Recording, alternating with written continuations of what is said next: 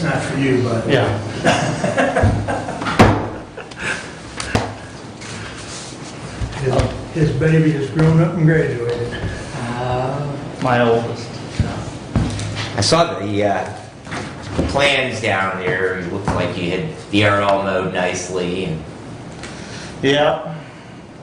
My baby's gonna be 39 tomorrow.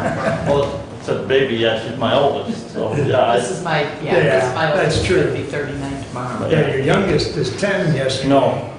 No, Ben's not the youngest. Oh, isn't he? I thought he was. Jed's younger. Jed's the youngest. Oh, he had an echo. okay. I can't keep up with him. Okay. We keep waiting for him to get a straw hat to go with the horse. Then he'd have to grow a bigger beard. Well, get rid of the mustache. And quit cutting my beard. All right. Shall we get started? We'll call to order, and if you join me in prayer and pledge, please. Heavenly Father, help guide us through this meeting and help guide us to make good and wise decisions for the county. Help all of us to move past the pandemic and on to a new normal as we see this year progressing in the right direction. And please, Lord, for all the farmers, we need some rain. Thank you. Amen. I pledge allegiance to the flag of the United States of America and to the republic for which it stands, one nation, under God, indivisible, with liberty and justice for all. All right. That brings us up to public comment. Anyone wish to address the board at this time? Good morning, Msu. Good morning, honorable board members, Honorable Chair Wiley. Looks like we're missing board liaison, Mr. Ingalls. But I sent you some references in regards to the ordinance yesterday in regards to the Planning Commission. So in reference to the Hillsdale County Planning Commission Ordinance 2021-1, please find attached the updated ordinance, which is corrected, it's amended by the Planning Commission Board, which was dated May 17th, 2021 at our regular meeting. And the ordinance now reflects, if you will, the updates, which would sunset on June 30th, 2026, after the Board of Commissioners, that is you all, would adopt tentatively by proper protocols, which would include public hearing and then be effective July 1st of this year, 2021. So the reason to continue the Planning Commission and further adopt this ordinance while we ensure proper record of the prospect of the action in pursuance of the Board of Commissioners act to further initiate, if you will, the respective public hearing and approval of such. So I would like to personally thank Director Nick Wheeler of the Equalization, his staff of the Hillsdale County Equalization and the land information for that vast majority of the data, the mapping that was provided, and the Hillsdale County Planning Commission board members, if you will, as well, who actively participated in the wealth of data and all the suggestions to equate, if you will, this great and much needed process. And we did that all within the very limited budget, if you will, a limited framework of it, and put in the precious, valuable time and efforts to bring this day to the Hillsdale County Board of Commissioners to tentatively approve the much awaited ordinance for our constituents of Hillsdale County and our future generation. So with that, I want to thank you, and would like to see us move forward. And everybody has it in their emails at this moment as of yesterday. So if you have any questions, feel free to not only ask board liaison Mr. Ingalls, but me as I chair the Hillsdale County Planning Commission. So thank you for your time. Thank you. Anyone else wish to address the board at this time? We will have another public comment at the end. Seeing none, I would entertain a motion to approve the consent agenda. So moved. Support. Any additions or corrections? Hearing none, all those in favor signify by saying aye. Aye. Opposed, same sign.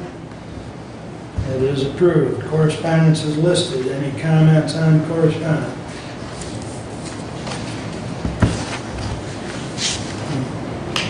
Okay.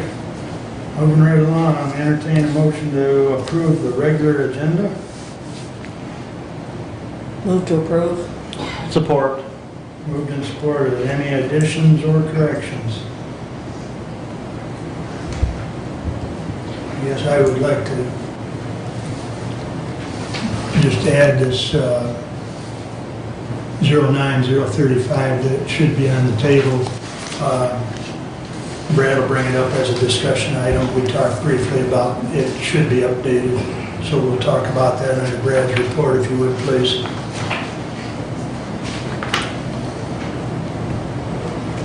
And if there's no other additions or corrections, all those in favor of the regular agenda signify by saying aye.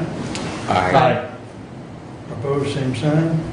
All right, we're moving right along. We're at 9:10, and Mary Beth, good morning. Good morning, Commissioners, and good morning, Commissioner Engel on the screen there.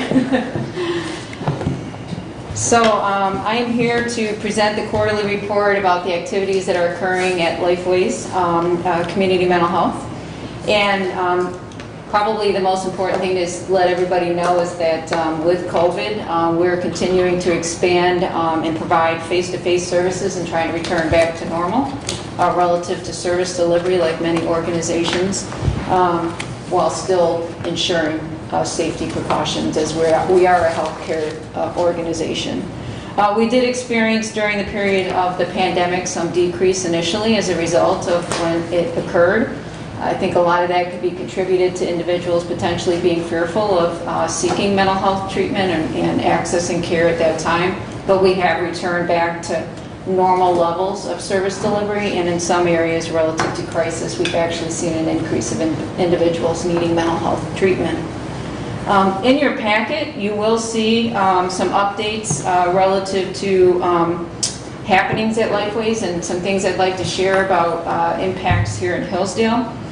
We currently are surveying Hillsdale County to gather input from stakeholders, from community members, and from community organizations around crisis services expansion here in Hillsdale. So Lifeways did receive in February of this year, we were selected we had applied for a federal grant for what's called a Certified Community Behavioral Health Clinic. And it's an expansion of service delivery to a community for all, and it really looks at an integrated delivery model that is not just behavioral health, but also provides primary care and substance use on site as a coordinated treatment. And with that grant, we will be expanding those services here in Hillsdale.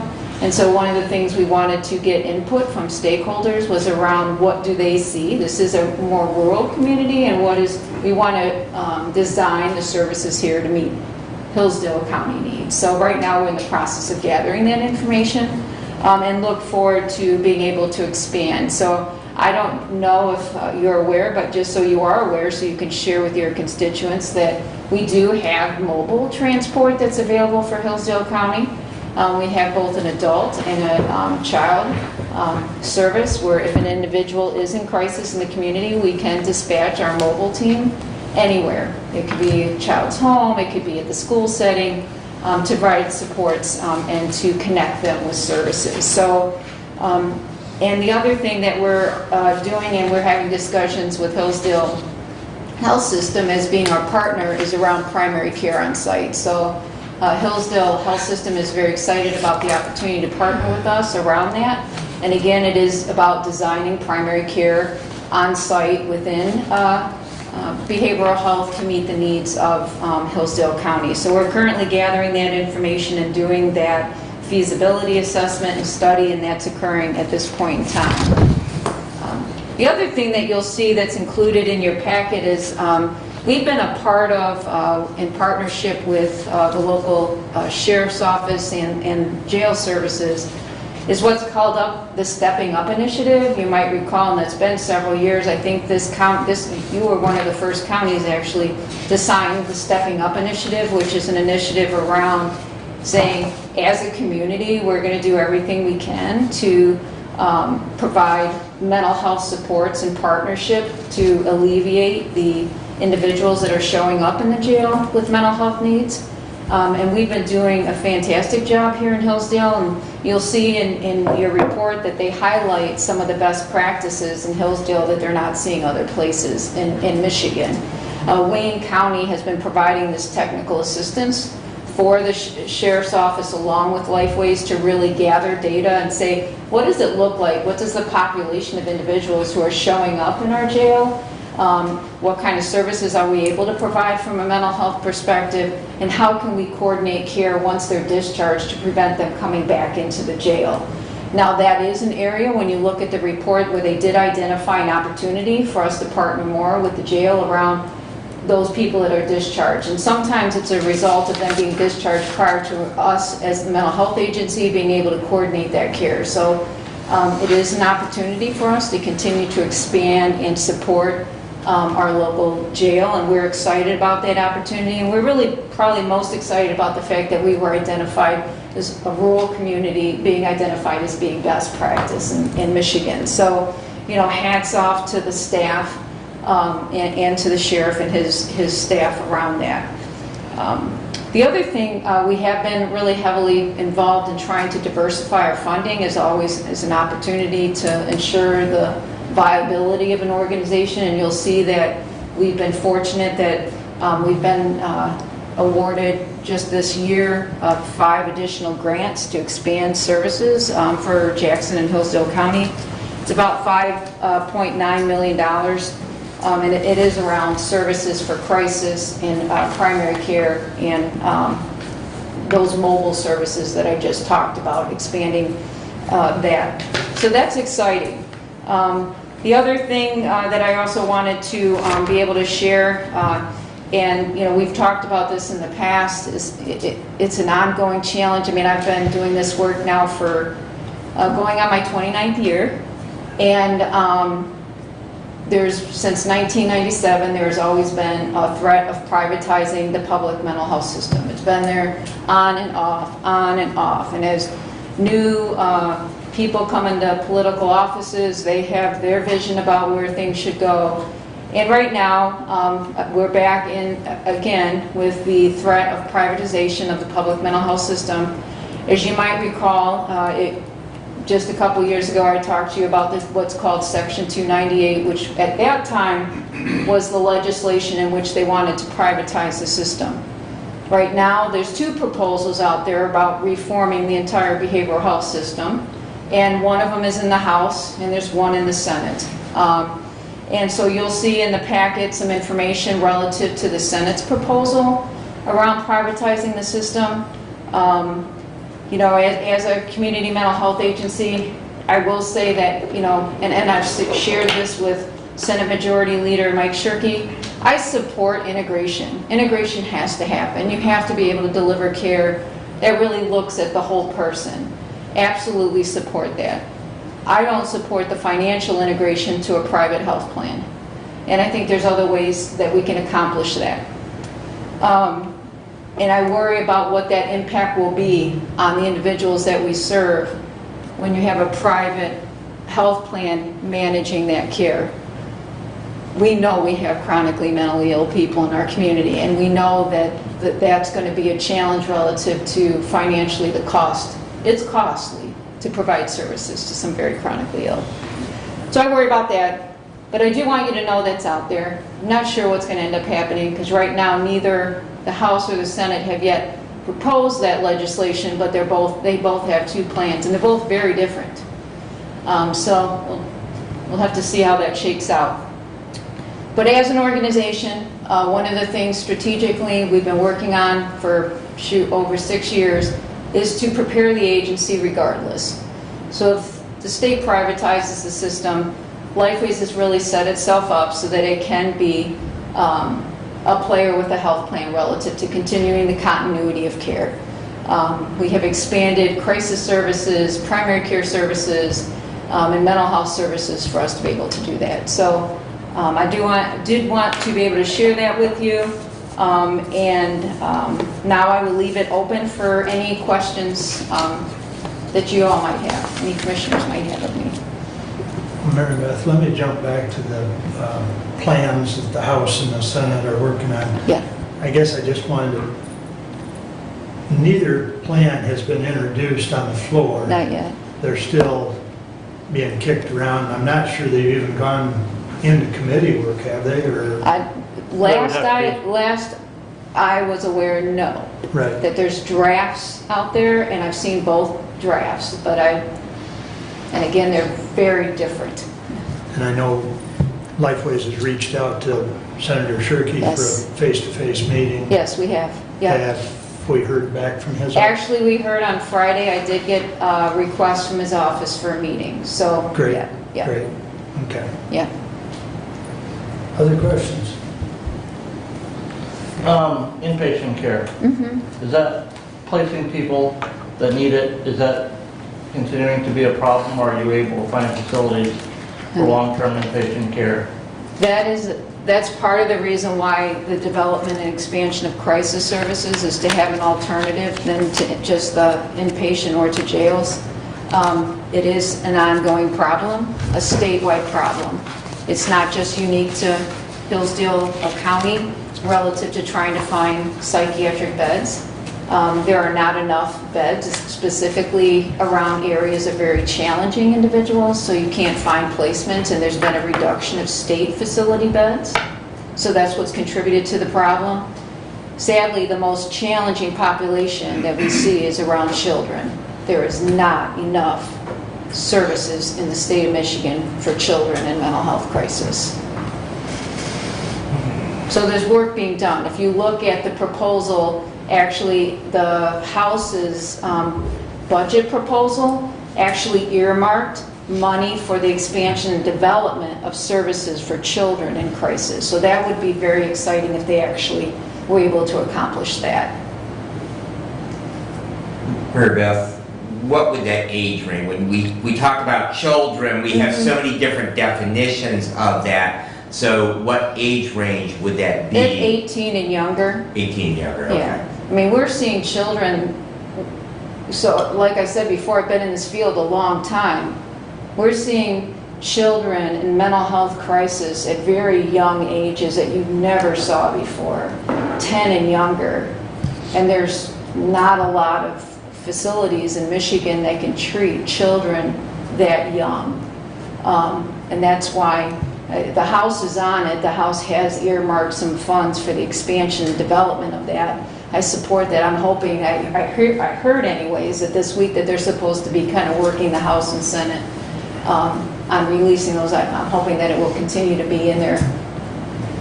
We'll see, I guess. But yes, if I addressed your question, Commissioner. Yes. Okay. Do we have a timeline? I know you're still looking at what the needs, kind of a needs assessment as far as for Care Drive Yeah. and the expansion of services. Yeah. Do we have a timeline that we may have that second floor up and running? Well, it requires a couple of things. It's going to require some renovations to the building, so I've got to kind of walk through how will I do that in partnership. You know, it's going to be discussions with the county because it is your building. Right. I mean, I would hope that we would have something up and running before the end of this year. Okay.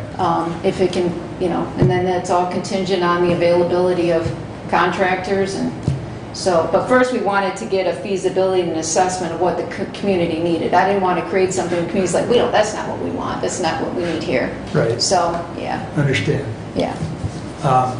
Because we don't have, I mean, the hospital has an inpatient, but that's more just short-term, my understanding, correct, or?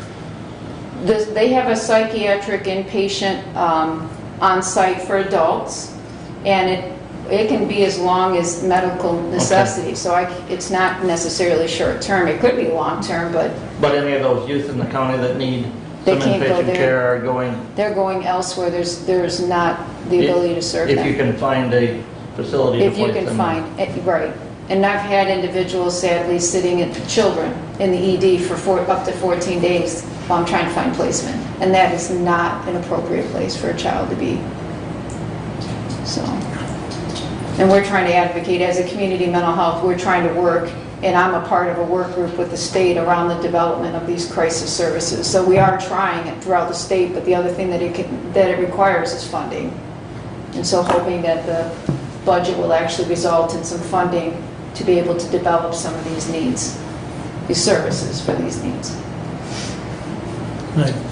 Correct me if I'm wrong, Mary Beth, but if anyone wanted to, any one of the commissioners wanted to see the revisions and the expansion of services, that's pretty much complete at the Jackson location. They could set up an appointment and get a tour. Yeah, they can set up an appointment, get a tour. The important thing to know is because we have the mobile team, we do have the ability, and we have been dispatched our mobile team down here, and we can bring people to Jackson. We are going to be having on-site at the Jackson location, crisis residential for adults, where people can stay. It's an alternative to the emergency department where they can stay up to 14 days. And that should be, we're just waiting on the licensing piece, and then that'll be up and running. And that'll be an alternative, but again, that's for adults. For adults only. Yeah. Yep. And I did have an opportunity to tour that. Thank you very much for that, Mary Beth. So Yeah. very, very impressive facilities. So, Yeah. you've done a very, very nice job with it. And I look forward, as a provider, having that resource available in Jackson. That really will help take some of the pressure off the ER at Henry Right. Ford Allegiance. Yeah, and we wanted to implement something similar, probably not to the same scale, obviously, because this is a more rural community, but having some type of alternative crisis service on site here. And we want to design that in such a way that it meets the community's needs. So, yeah. And I'm trying to think. 211, is that your system? The 211 system, is that Lifeways? 211, yes. Okay. You've got that, but also isn't the state moving to a kind of centralized or national suicide prevention? Yeah, there's two things that are going on relative to that. So you have the national 988 number that's going on right now. And then you also have, that's a national crisis line that you could call, just like 911, you call 988. Then the state of Michigan is having a hotline that they're calling the MyCal number, which is a statewide crisis line. They're implementing it and piloting it in the UP and in Oakland County right now. And the intent is that's going to go statewide, and they're going to then partner with the local community mental health. So you'd call, anybody could call that number, and then they would connect you with services at a local level. But a lot of people are somewhat trying to understand, how's the 988 going to connect with this statewide MyCal number? So I don't have the answers to that yet until they work out their pilot. So, but we have our local 1-800 number here. Any other comments or questions? All right. Yes, we're good. All right, well, I appreciate the opportunity. Thank you. Thank you, Mary Beth. Appreciate the update. Yeah. All right, moving right along. Mr. Doug. Good morning. Morning. As you may know, Commissioner Benzing asked me to bring some information on 800 megahertz, a new radio system that we need to be looking at in Hillsdale County. And the best thing I could think of to do was bring in the people that know about it. And so we've invited virtually Steve Rand and Chris Kuhl. They're both with the State of Michigan DTMB Center for Shared Solutions. Steve is the department manager for Support Systems South, and Chris Kuhl is the radio programming and template design manager in the Michigan Public Safety Communications System.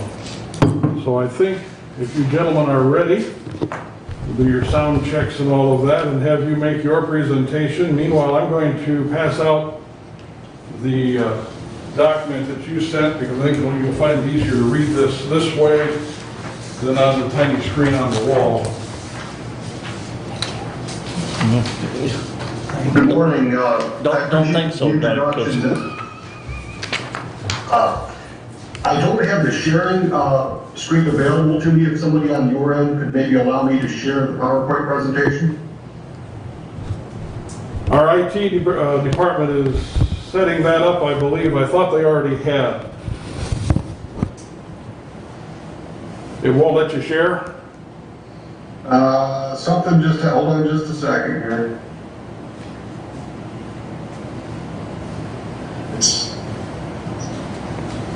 It's not allowing me to just yet. Can you hear my audio? Yes, Please? just fine, yes. Okay.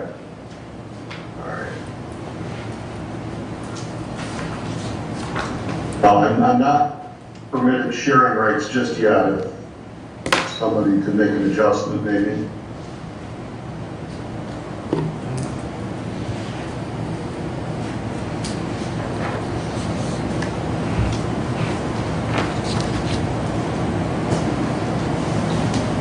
There we go. Thank you.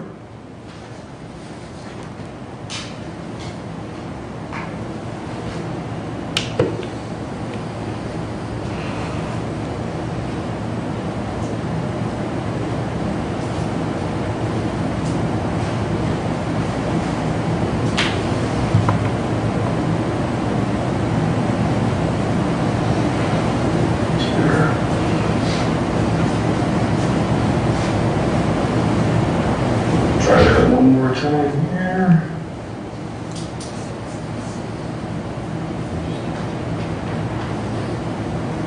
I do appreciate Steve and Chris making time in their schedules to join us today to do this. They can speak to their system a lot better than I can. Well, we want to thank you for inviting us and spending this time with you, so. It is downloading right now, so we should be live here in just a second. There you are, sir. You can see that? Yeah. Yes. Yep. Okay. So what this is about a 30,000 foot overview. We won't get too deep in the weeds right today, but we're more than happy to come back for another visit or do whatever it is you folks need to explain who we are, what we do. But again, this is about a 30,000 foot overview. We are bear with me here, the Office of Michigan's Public Safety Communication System, and that's why we use MPSCS, because it's just a lot easier to say. So hereafter, that's what I'll be calling this.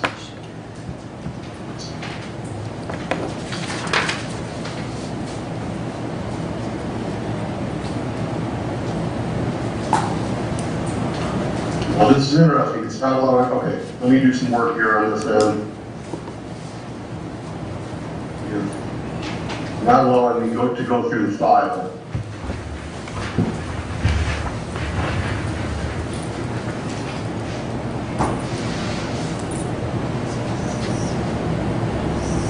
I should also note that John Warner is also on the phone. He is in charge of our Lansing or Capital Region office, and he is probably who you've spoken to in the past about this.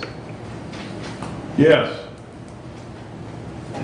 He's been most helpful. He also told me he retires at the end of the week, so happy retirement, John. Thanks for joining us. Yes. Thank you. 35 years. Congratulations, John.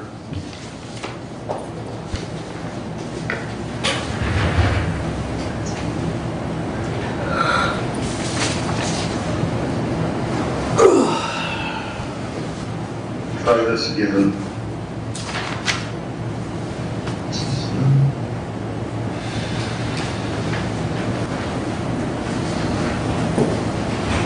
Steve, as you're working through that, I'll just kind of give a quick snapshot of what we do over at the programming unit, the template unit. We've had some past interactions with Director Stanford as he brought some limited devices on our system. We essentially design those devices to make the programming profiles to make sure the devices work correctly in the system.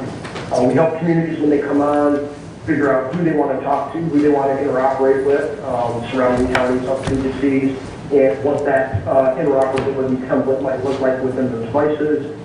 And we ensure that those radios, when they come out of the system, have seamless interoperability across the state of Michigan, both for regional activities, statewide activities, and then of course any local events that could require assistance coming in from outside the area. So within our unit, we will build up those digital files, make sure the devices function correctly on our system, and then we'll return those back to the local customer to have them loaded within the device. We manage those devices as they're on the system, actively monitoring the system to make sure that everything is working nicely across the state, and if we see any type of deficits in the system, maybe overloading because of events, things like that, we stand up additional resources. That's kind of what my section does. We work directly with the local units to build up what we refer to as their templates, or basically the design and layout of the radios.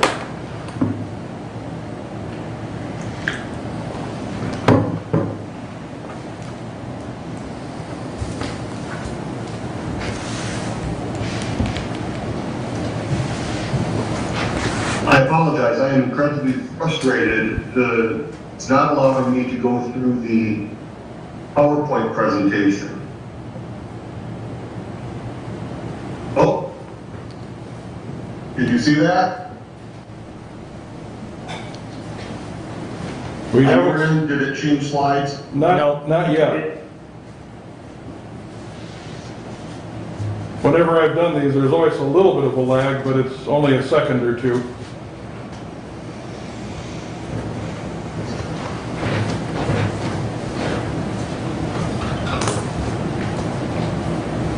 I think we got it now.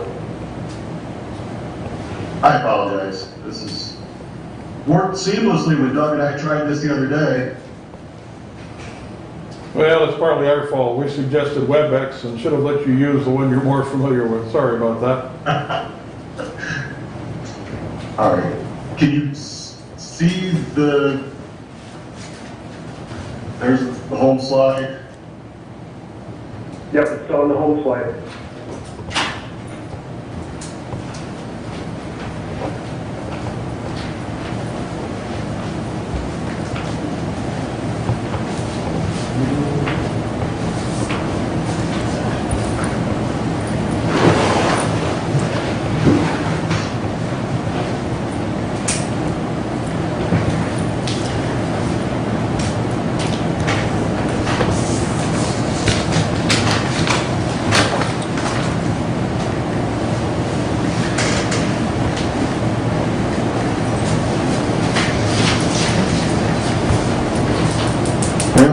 If I can't get this to work, the only alternative I can think of is to probably just kind of talk to you folks and answer any questions. There was a couple graphics I really wanted to share.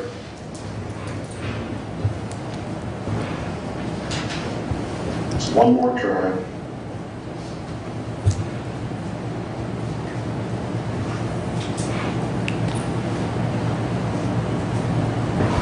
And you're still only seeing the first slide, correct? That's correct.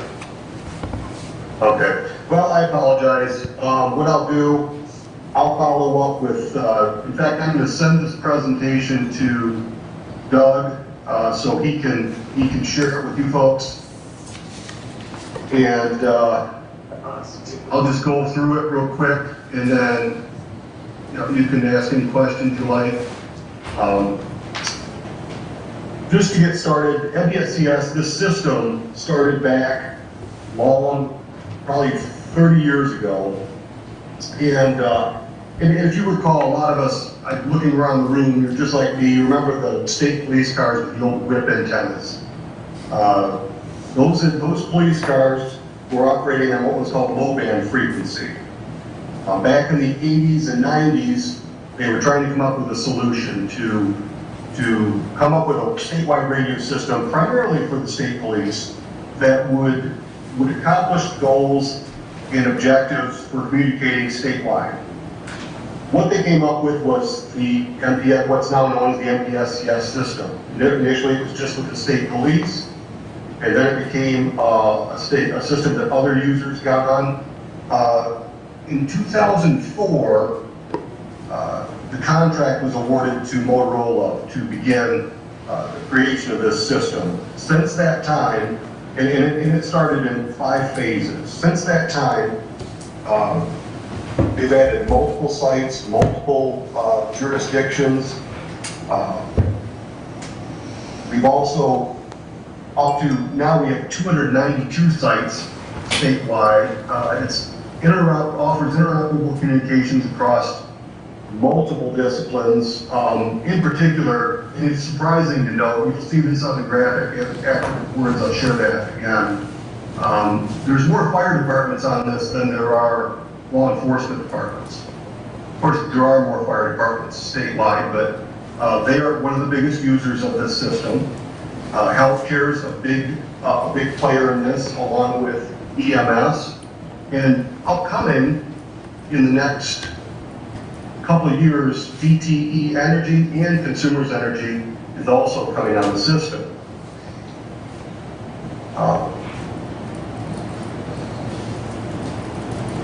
The system has grown since 2004 to a point where we have saturation really statewide. There's only,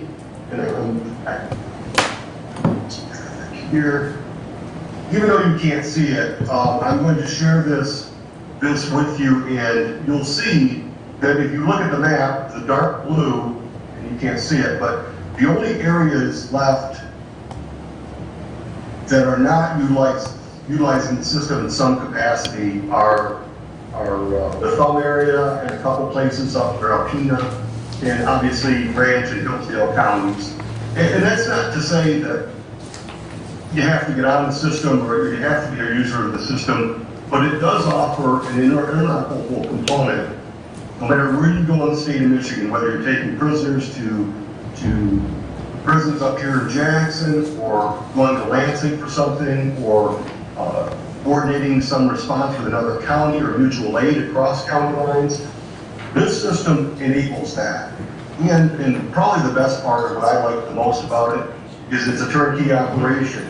Once you're on the system, it's monitored 24/7. We have a dispatch center that is probably, technologically speaking, second to none. They monitor every tower on the system, which is nearly 300 towers. They know the temperatures of the tower sites, the rooms where the equipment's held. They know fuel levels. They know when the tower goes on generator power. They recognize and are able to reroute communications. There's the beauty of it is that not only do we have generator power, we have battery backup, so you got 2 points of failure that you can go through before you lose a site. They also have redundancy in the microwave paths and in the communications, so that any one site going down does not take the whole system down. Or for Hillsdale, whatever towers you affiliated with, you're not going to lose communication. It would take something catastrophic to cause that. System is again, it's a turnkey operation. I was in the radio business for a while, and I'm sure anybody that's done this can attest. It's not a fun place to be, because you get those calls at 2 in the morning when the thunderstorm rolls through and your tower's down or your generator failed. This is, again, you fire and forget. You don't have to worry about it. If there's an issue, usually the dispatch center that monitors this knows before we do that there's a problem, and they're ready to address it. I'm going to jump off real quick and open up for questions. I'm going to share this document with Doug right now, so hopefully you can scan it, and maybe it'll stimulate more questions or conversation for you.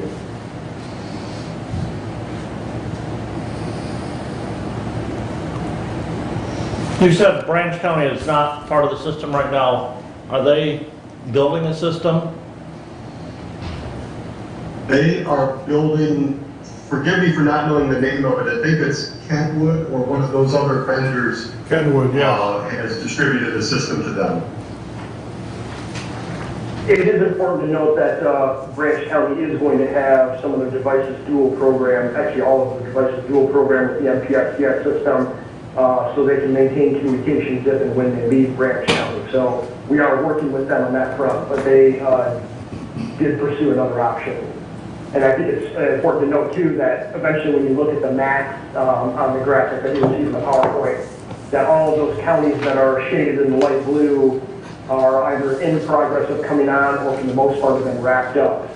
Kent County, Muskegon County, Charlevoix, Sheboygan, Emmett County, those are all in the final phases, which largely deal with installing equipment into police and fire trucks. The systems are up, they're online, they're live, they're being used. Oakland County and Ingham County are in process, along with Clinton County. Those will be wrapped up either later this year or in midpoint of 2022.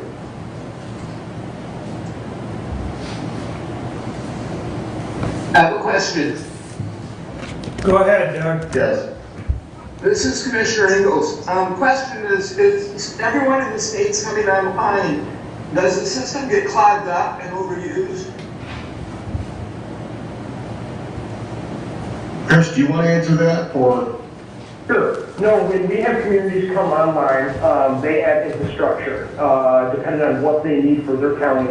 And so thus, when communities come on, we grow the system, whether it be by sites, whether it be by infrastructure, whether it be by channels. But like Steve said earlier, the NCC, the Network Communication Center, kind of the nerve center in Lansing monitors the system 24/7. And when we have communities that come on, our engineering department is working very closely with them to understand what is their call load, what we refer to as push to talks on their previous system, how many radio transmissions approximately do they have. So we go through that whole loading process, as we call it, to understand this community is coming on, what kind of load are they going to bring with them, and then we enhance and design the system in order to have that capacity. So no, we do not get busy in the system.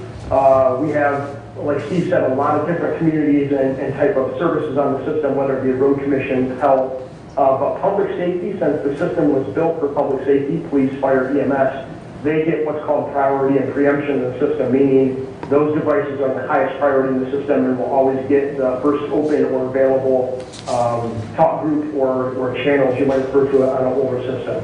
So no, we take great care to design the system so it will not be overloaded. Thank you.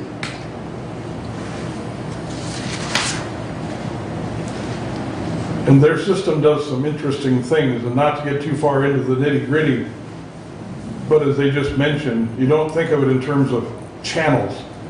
On the old radio systems we have now, we have an assigned channel. We always talk on that radio frequency. But with this system, they're assigned a group of channels. And the tower and the system decides which channel your radio is going to talk on based on what's available.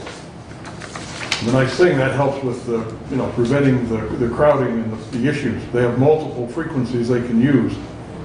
Of course, that means the radios cost a little more because they're smart enough to not always transmit on the exact same channel every time, but it's part of the system. So you said Branch County went with a different vendor for their system. Why the different vendor as opposed to MPSCS? I'm not sure any of us can really answer that. You'd probably be better off talking to somebody at Branch County. I don't know why that decision was made, but like Chris said, we're working with them to try to at least get them interoperable with the MPSCS system. But I don't know whether it was a financial decision. I don't know whether it was just a personal choice. I couldn't tell you. And the other big component of that is we obviously have a lot of state resources that provide some level of service in Branch County, whether it be conservation officers, MDOT, Michigan State Police obviously being the paramount. So we need to make sure that they have seamless communications in and out of Branch County, which is why we're largely involved in the effort to make sure that there's communication for state resources down there.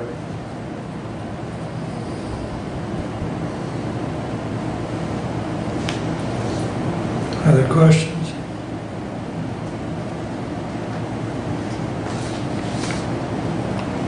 So just a few things. Thank you, gentlemen. You're welcome to listen in and watch me trip over myself. Maybe you can offer some help. But we appreciate your helping with this morning. So we operate currently on a VHF radio system in the 150 megahertz range. The state system is 700-800 megahertz range, so it's higher. It's also digital, which, as long as you have a signal, is very clear. On our VHF radios, sometimes it's scratchy, sometimes you can hear, sometimes you can't. But a digital system, if it's set up right, works really well. Our system has been maintained. Our system works. Our system can continue to work. However, there are some things we need to be aware of. As more and more users, public safety primarily, switch to the higher range equipment, the digital equipment, our equipment may become harder to get, may become more expensive to get. Our equipment has been basically the same for 50 years. We switched to narrowband, but except for that, it's pretty much been the same. We've updated radios as they've died. We've repaired some when we could. But the bigger issue, I believe, right now is interoperability. If one of our sheriff's cars leaves Hillsdale County, once they get out of range of my towers, our county towers, they can't talk to us anymore. On the way to Jackson or Illinois, wherever they're going to transport a prisoner, to pick up someone, some of the issues that Ms. Leonard talked about a few minutes ago, sometimes they end up transporting out of town. Once they get out of our range, they can't talk to us anymore. That's a safety issue for those officers. Used to be they could switch to the Jackson County VHF radio channel, and they could still communicate and get help if needed. Yes, there are cell phones, but it's not like grabbing the mic and say, I'm at the corner of 94 and 69, help me now. It's not quite that easy. So that's the big thing. Jackson went, Lenawee went, Calhoun law enforcement have gone, their fire is still on VHF, and as we've discussed, Branch County is hoping to have their new system in by the end of the year. So I believe Hillsdale County will have to go at some point. We're opening a discussion now to see if this might be that point. Yes, it's going to cost a lot of money. I'm seeing over $3 million just to replace the radios that are in service now. And is that county radios or all radios? That's all public safety radios in use now, so all police, fire, EMS. There's been some discussion that maybe the road commission is part of public safety. We can argue either way on that, but that does not count their radios. But that's the cheap part. The expensive part is the infrastructure that they've mentioned, and that means towers. It means planting a high metal tower on a hill, 250 foot, 300 foot tall, and we need those towers primarily to be able to set off pagers on the fire department. Obviously, the state police are here now. The DNR officers are here now. So the higher powered radios will work. There are dead spots. But there are dead spots on the system we have now. It's just, they're going to be different. So it works now. But it doesn't work like it needs to work to be reliable to send people to the house fires and on the medical calls that several of our fire departments do medical calls. Of course, they all do fire calls. And that's where we need to figure out how to pay for, could be up to $10 million to put it in. I think it'll be a little bit less, but it's a serious price tag. Right now we have one tower in county, that's out by Bankers, corner of Cole and Sand Lake Road, more or less. We also affiliate or use a little bit the tower in Coldwater, more the tower in Hudson, near Hudson. And of course, Lenawee and Jackson both put on towers when they went countywide on their systems, which help us a little bit, but they're not enough to solve all of our problems. And that's what we probably need to have, somebody that can design this, that knows how to tell where a pager will be touched and where it won't by the current system, and where we need these radio towers to be sure just exactly what the final cost is going to be.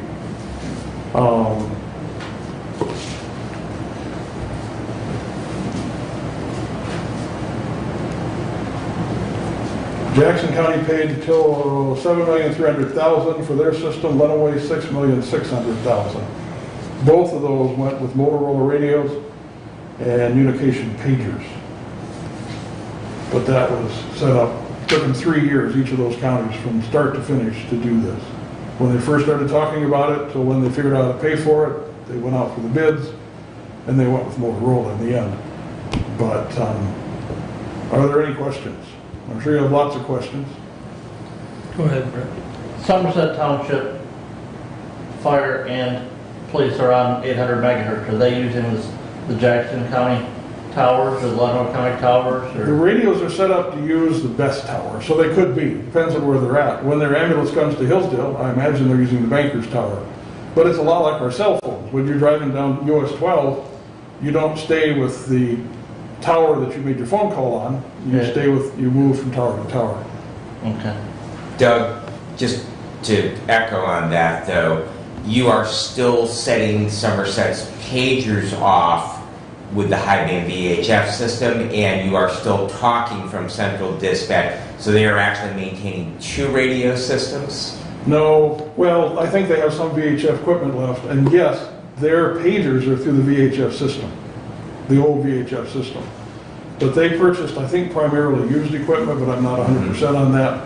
And so their police department, their fire, and their EMS as part of their fire department pretty much have all 800 megahertz in their cabins. I know that I ran a cardiac arrest in the last couple of months. In fact, I believe it was on Easter. But Hudson was our transporting ambulance, and because it was a cardiac arrest, fire personnel, myself included, actually went on the ambulance to the hospital with that. And I know that there was an issue with Hudson because they have moved over to 800 because they are Lenawee County based, even though they have an ambulance based in Pittsford now. But because they are 800 based, they had problems reaching the hospital, and I believe the medic contacted Central and asked them if they would convey the message because they could not communicate from the back of the ambulance to give a report to the hospital that they were en route with a cardiac arrest patient. So there are some issues. I guess my point with that, Commissioner Weiner, is that yes, we do have Hudson and Somerset who are part of our 5 ambulance agencies in Hillsdale County. Addison would also be. Addison they Fire are Department. Lenawee County based, although they technically only cover 1 township in Hillsdale County, Wheatland Township. That we do have some problems because they are 800 already, but it's just trying to make it work in a VHF world that we have right now in Hillsdale County. Yes, that complicates things greatly. And especially if those entities, they can talk to us on either VHF or 800, but to talk to their neighboring fire departments, they might be responding to help. It's difficult. They can't talk to them directly at all. So right now, because we had the radio grant, that was probably 10 years ago. 2011, yep. And I know that our fire department, and I believe, and correct me if I'm wrong, that every fire department has at least 1-800 megahertz radio. From that grant, they each received 1 portable and a vehicle charger. Okay, so, And some of, well, especially Somerset, I'm not aware of any others that have bought additional. There may be some, but I know Somerset obviously did. I think Roy Waldron got an additional one, maybe even through Lenawee County because of the servicing part of Medina Township Yep, for I'd forgotten. They did buy at fire least- and EMS. Yep, I think they bought a 1 or 2 for their rigs to go cross county as well. I believe both are ambulances, they operate 2 ambulances, and I believe both of them have an 800 radio, but their primary, because they're dispatch, again, they have the same issue as Somerset, that their pagers are set up on a VHF system, and that their communication, so as far as their ground channel is still on VHF, their primary communication is on VHF. Yes, yes.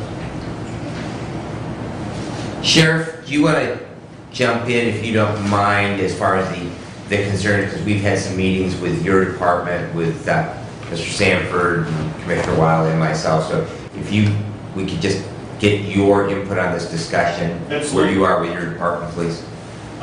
We applied for a $210,000 grant for radios for the cars and portable radios for the deputies through the Congressman Wahlberg's office.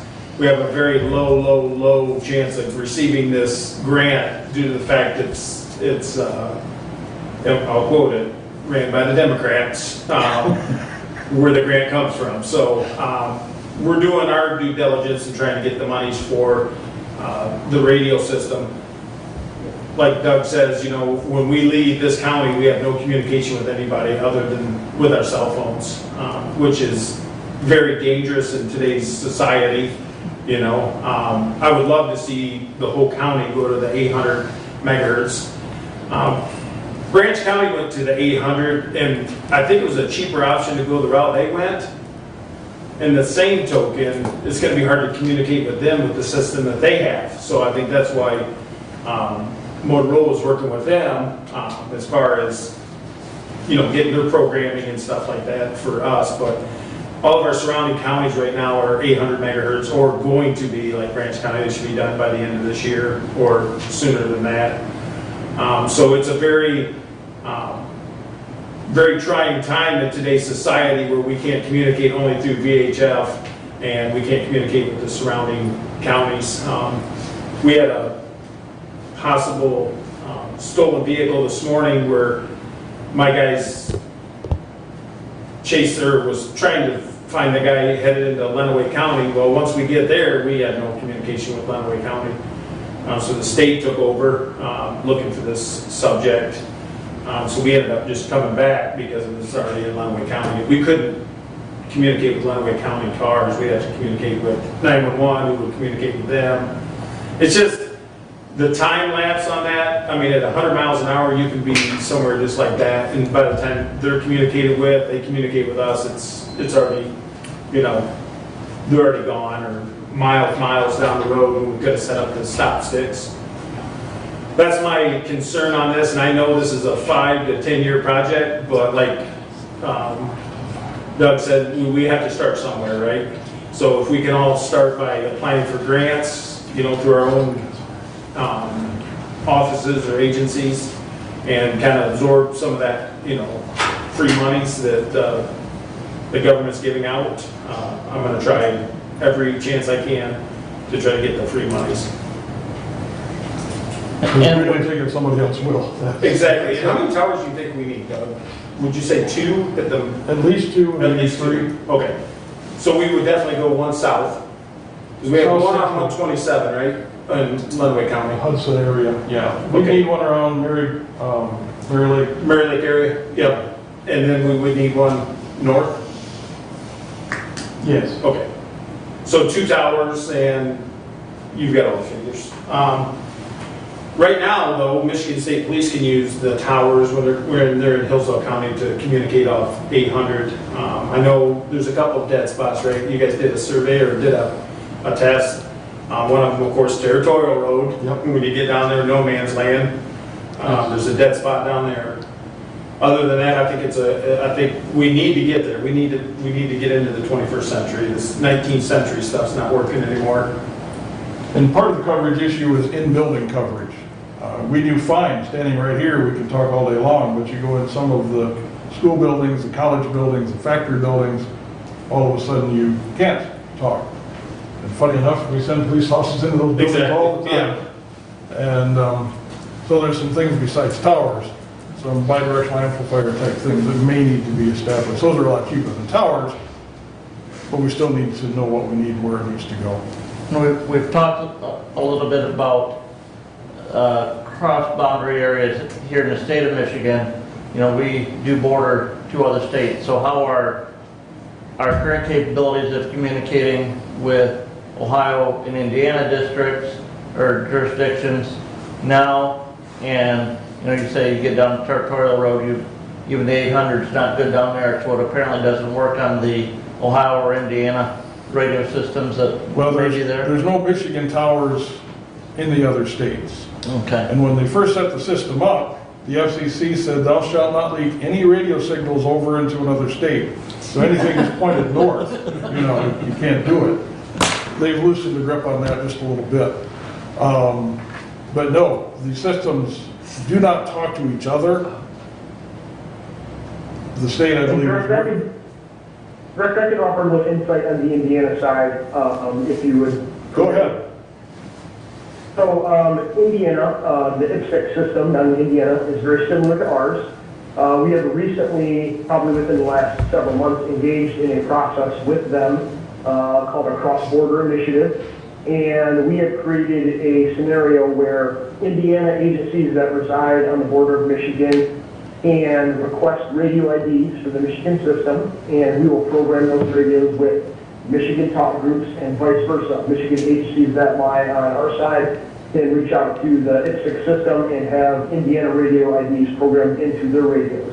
All of these devices on their system are capable of being dual programmed with those similar, what we call P25 trunk systems. And since Indiana's is similar, we can have that cross-border initiative where you could move over to an Indiana talk group for that agency and have seamless communications with either the Indiana Dispatch Center or whatever agency you're assisting down there. We have not got that far with Ohio system yet, but that is something that is kind of in process to create those cross-border communications. Good, thank you. That helps answer the question. I think Ohio's a little tougher nut to crack, but hopefully they'll make some progress Well, there. they are not, so. Yeah, something like that. Is there a pun in there? I can say that with where my ancestry comes from, so. Okay. So unless there are questions, that'll give you something to chew on. I believe their PowerPoint has come through now, and either Dave Holcomb or Scott or I will forward that so you can look through it. Are there any questions? Well, I guess are we at a point, Doug, where you need something from this body to get a hold of a designer to look at what our needs are? That might be the next step. Not a salesperson, but an engineer, radio engineer that can say, to cover in the buildings and to cover the pagers, I would recommend tower planted here and there, probably. I have a motion, if I might, Mr. Chair. Please. All right, I would move that the Hillsdale County Board of Commissioners direct the Emergency Telephone Services Board Director Doug Sanford to proceed with plans to move Hillsdale County's public safety agencies from high-band VHF to the state's 800 megahertz system. Director Sanford will prepare a needs study and cost estimates to include the equipment needed by Hillsdale County Fire, EMS, law enforcement agencies, Hillsdale Hospital's emergency department, tornado sirens maintained by public entities, and emergency management, as well as any additional infrastructure needs, such as additional towers required to properly operate the system. This report shall be presented to the Board of Commissioners in order that a plan for paying for this system can be formulated. I'll give you. Yeah, I told Jody that you'd pass it over. Yep. I will support that. Thank you. If I may, I would. You'd like a copy of that too, I'm sure. Yeah, I would. Well, I'll see it when it's signed. And I do have some questions. I did not hear, because I don't think Mr. Sanford wants to say this is what we need himself. I think he needs that engineering expertise to help him design that. Correct. I didn't hear in your motion, Commissioner, any authorization for spending. Are we wanting Director Sanford to pull that out of his existing budget, or do we need to find some funding to be able to do that proper study so that we know from the experts what it's going to cost us? Thank you, because you just said the word that is very, very important to me. The experts, not a salesperson, as Director Sanford said. So, yes, what I have not heard, and if I've missed it, Doug, I apologize, is a dollar amount, because I would have been delighted to have included, because I think that we as a Board of Commissioners need skin in the game, i.e. not asking him to expend his department's dollars, but we need, as commissioners, some skin in the game by redirecting I just now have heard a dollar amount that he would need to get that engineering study to give us a proper professional Well, report and as back. I say that, we do have a purchasing policy in place, whether if an appointed department head thinks that that cost is going to be in excess of $7,000, they're supposed to put out for proposals on that. And if it's in excess of $23,000, then to put out for sealed bids to come back in. So, yeah, you know, so there's maybe,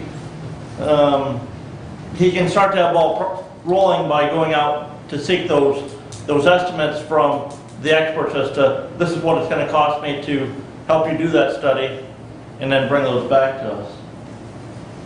And I'm good with that, since I did not have a dollar amount. I just want to give him some direction so we get moving, because we have Sheriff Hodshire, who is, you know, in a very difficult position because all the surrounding agencies, we have become an island. And I can tell you just from my own personal experience working outside of Hillsdale County, it's really, really nice when you clear in Indianapolis and you can tell your dispatch and you just push the button on your radio and your radio works. You can talk back. That is really, really nice. Or you happen to be coming back through Brighton and you see a car run off the road, that you can hit your dispatch immediately, not have to pull your cell phone out while you're driving down the road and say, you know, hey Siri, call 911, and then try to adapt. You can call your dispatch, and then your dispatch center is calling the appropriate agency to get someone. So that it really is nice to be able to have those radios work anywhere. But I think the real key point here is that we really are isolated. With Branch going on board, Lenawee already has, Jackson County already has, Williams County with a change of the sheriff down there, that they are going to 800. We really have to get moving forward. And so just coming back, I don't think we have a dollar amount today, so you make a very valid point.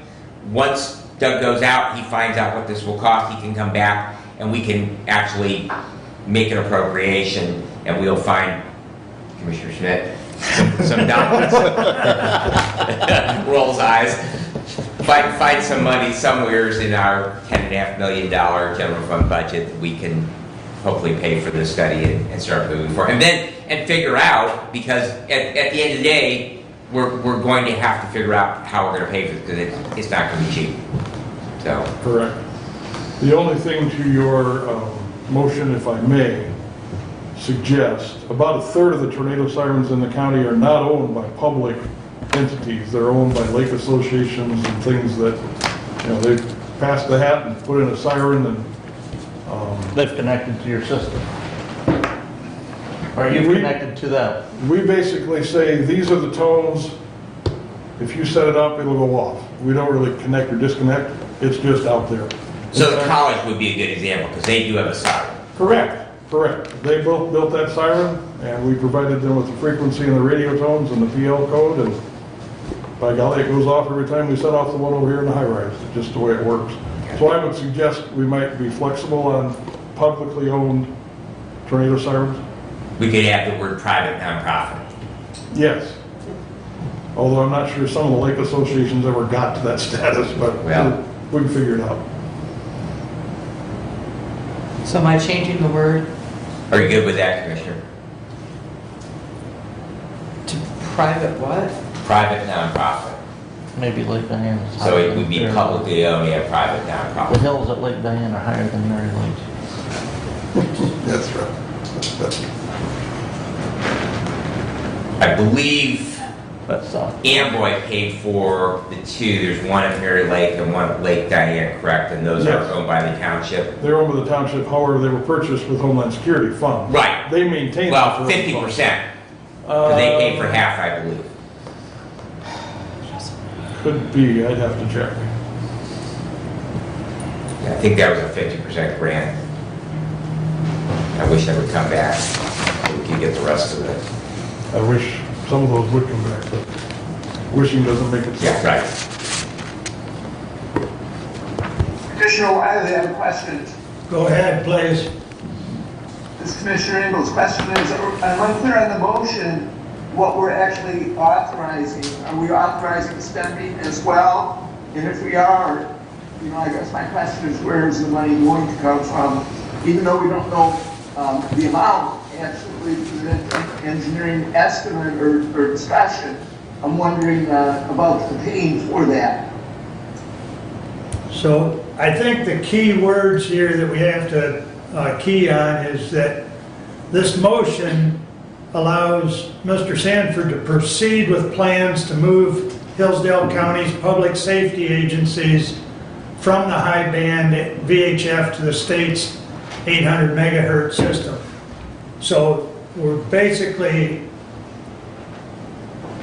giving Doug the power, if you will, to proceed with a plan and then come back to us, correct? Correct. Then he'll give us a dollar amount, how much we need. Commissioner Ingalls, he'll give us a dollar amount then so we can have an appropriation. At this point, we are not appropriating any funds for it. Thank you. Thank you.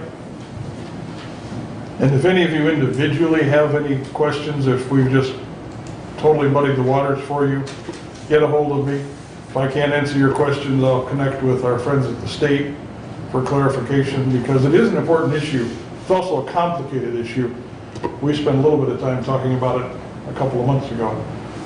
One of the things that was kicked around was, well, instead of building these towers, just take down the VHF equipment, put 800 megahertz on our 901 towers.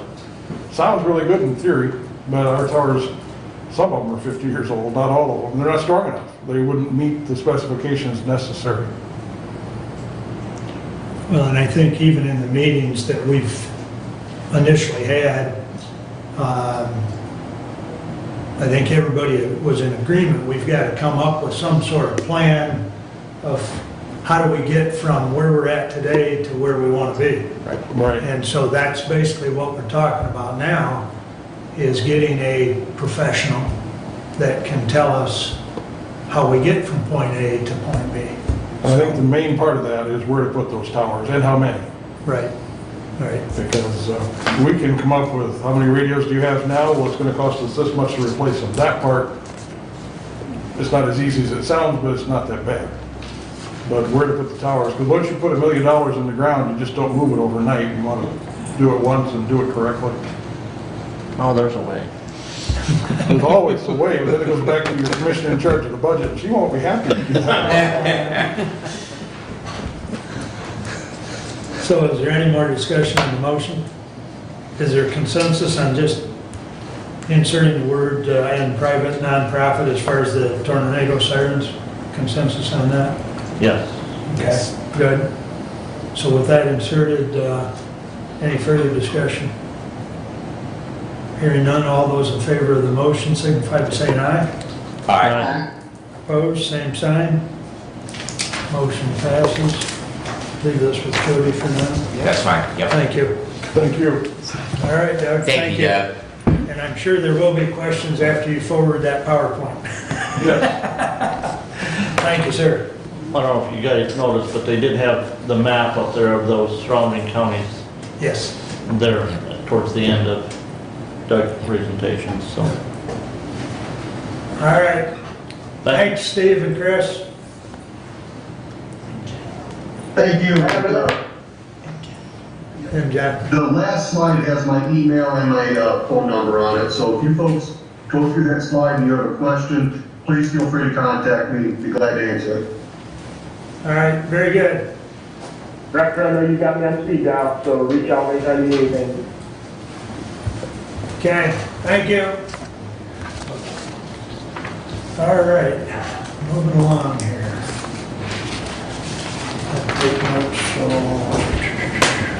guess that brings us back to committee reports, public safety. All right, thank you, Mr. Chair. The Fire Association meeting, which I remarked at our last meeting, was canceled again. I don't know the last time that they've had a meeting, but hopefully we will get that organization back up and going again as we move towards back to normal. We did have a meeting of the County Security Committee last Friday. This is the first time they've met since 2019. I know that we used to meet pretty regularly. My previous term on the Board of Commissioners, serving in the facilities capacity in the past. And so it's nice to have those. I appreciate Judge Lisney's getting that back up and going. Sheriff Hotshire will be working with Hillsdale City Police Chief Hefner to conduct an active shooter, fire, and tornado drills for all of our buildings. That's something we have not also done in a considerable amount of time. We're also going to be conducting some training for our employees in fire extinguisher usage, CPR, and stop the bleed training. Getting that on out. We also used to have a safety person on each floor of our buildings. A lot of those people have left employment with the county. We actually had first aid kits in the offices of those people. And they were also assigned that if we did have a tornado or we had other events, that they would see that office doors were closed, that people got out of the building. And so we're going to get that back up and going again. We also talked about the need for AEDs. I've mentioned previously that when we built this building and got it back up and occupied, we did not add those here. And we also actually had 3 at the historic courthouse. We only have 2 at this point. And one of our probation officers indicated that we do not have one in the district court building. So I will continue to work with Randy, and we will see if we get that. Plus, we will also be adding some stations very similar to AEDs that will have traumatic bleeding material control materials in them as well, and that works in conjunction with this National Stop the Bleed effort. A lot of things going on in this committee. Like I say, we have not met in a great deal of time. One of the things that did come out and I shared with you is we need to update our courthouse limited access policy. That policy came out. We actually used to have some outside groups that utilized meeting space within our historic courthouse, and that was part of having this building here as well. So we need to update that in regards to our buildings, who can use the buildings outside the regular business hours. And so I will be looking at that. I'll be working with our facilities chair, and we will get that. We'll have that back in the form of a motion so that it brings it a little bit more in line with what we are doing now. A couple other things. I've been working with Jody. Jody, thank you for your 12 hours of effort on researching transition back about 1969 from a county coroner to a county medical examiner. In a little bit of that research on that, it appears that to be in compliance with statute, we need to actually do an appointment every 4 years, much like that we do with other appointments that we make. Even though we have a contract, the statute says we have to make that appointment. So I will continue to work with the chair on that, and we'll be adding that to our list of appointments. We'll bring the dates on that so that it works in conjunction with our current contract. And regardless of the term of that, those will need to be 4-year terms. I have arranged a meeting. We've had some discussion in the past about behavioral transports from patients. Mary Beth talked today about juveniles sitting up in our ER for as many as 14 days. I know I personally have experienced those on patients I've transported a week. Talked to parents where their child has been in the ER up at Allegiance for a week. In getting those behavioral or psychiatric patients out to appropriate treatment in facilities across both Michigan, and sometimes they even go to Indiana. I've taken patients to Indianapolis. I've taken them to the other side of Chicago, but so long transport times. 4 of our county EMS agencies have agreed to meet with Lifeways and see what we can do about that, because interestingly, we have not had a county ambulance agency transport one of those patients since March the 3rd of 2020, so more than a year. We've actually had ambulance companies from outside the county coming down and taking those patients. So hopefully we can alleviate some of that problem. And that meeting is scheduled for June the 23rd. But my understanding, it's not really the ambulance, it's more the lack of facility to transport them to as to why they're sitting at the emergency department for the number of days. They're 2 different issues, Commissioner. So you're right, okay? They're not sitting there because they're not a transport. However, that we are not utilizing our county, whereas they're taking patients that need to have a cath catheterization procedure done.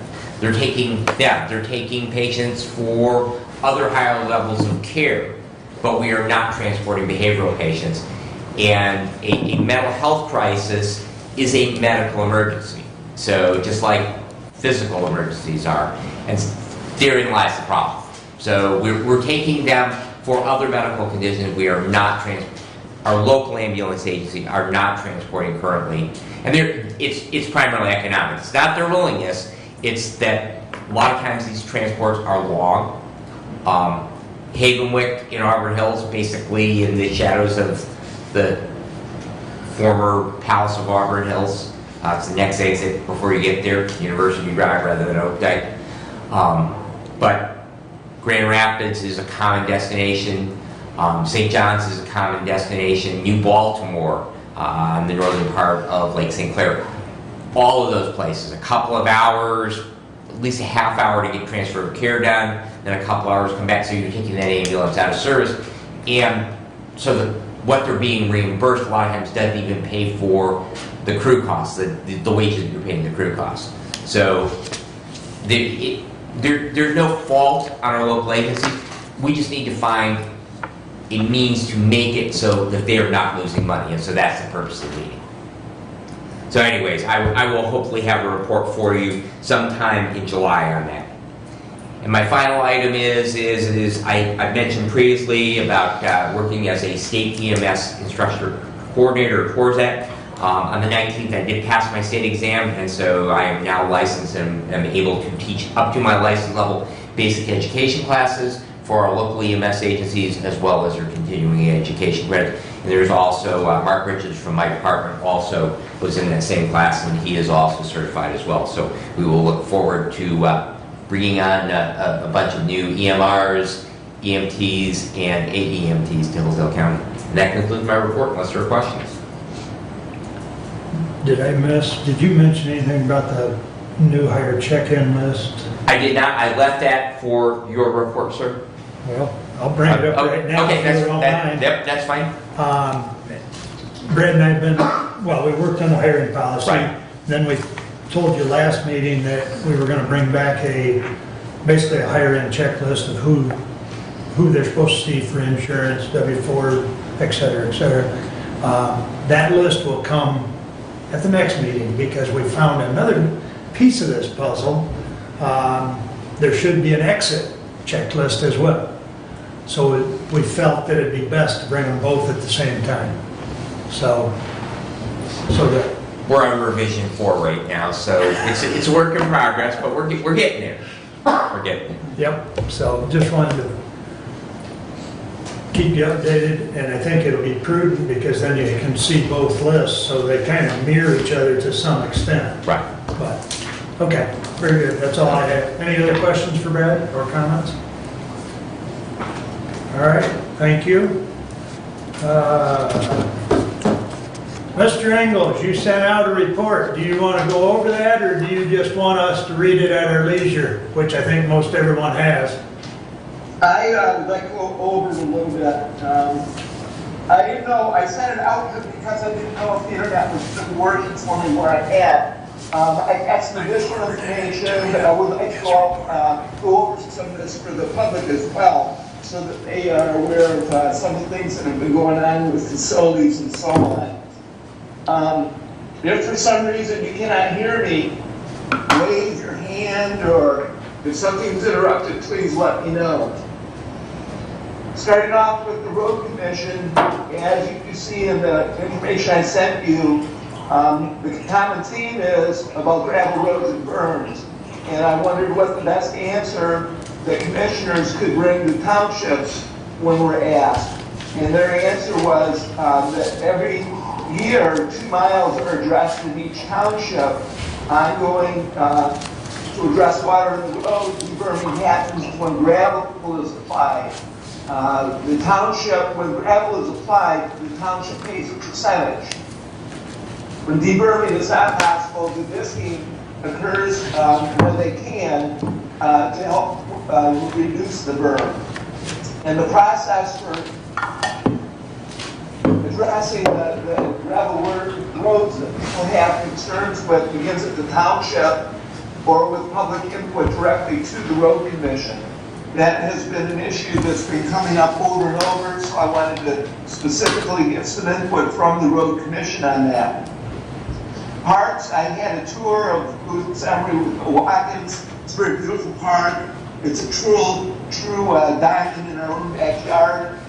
Bill has provided information and a list that he recommends of things that do need to be done, and I have included that in that email that I sent the commissioners.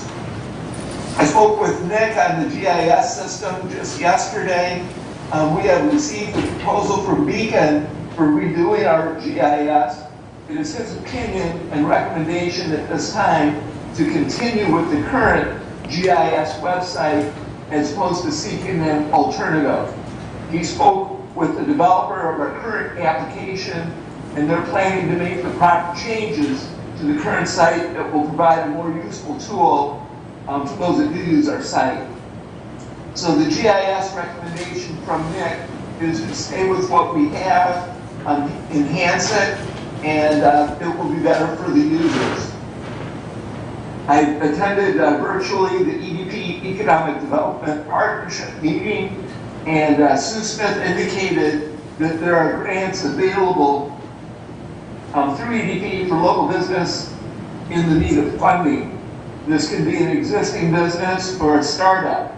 For more information, contact Sue at her office. Her phone number is 517-437-3200. With facilities, I did have a tour of the youth home. The gym in particular needs attention. Outside painting and some wall repair. The pillars at the entrance have deteriorated and will be wrapped in steel soon.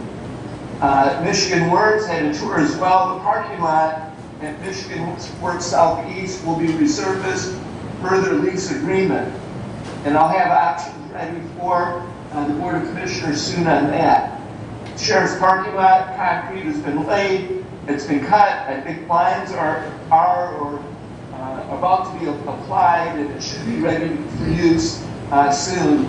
The concrete looks real nice. We'll see which way the water's going when it rains, but I think it looks very, very good. For the courts, we had a meeting on Friday, 5/13, with 3 judges, clerk, commissioners. I had a follow-up meeting with Judge Lisney on Tuesday, 5/18.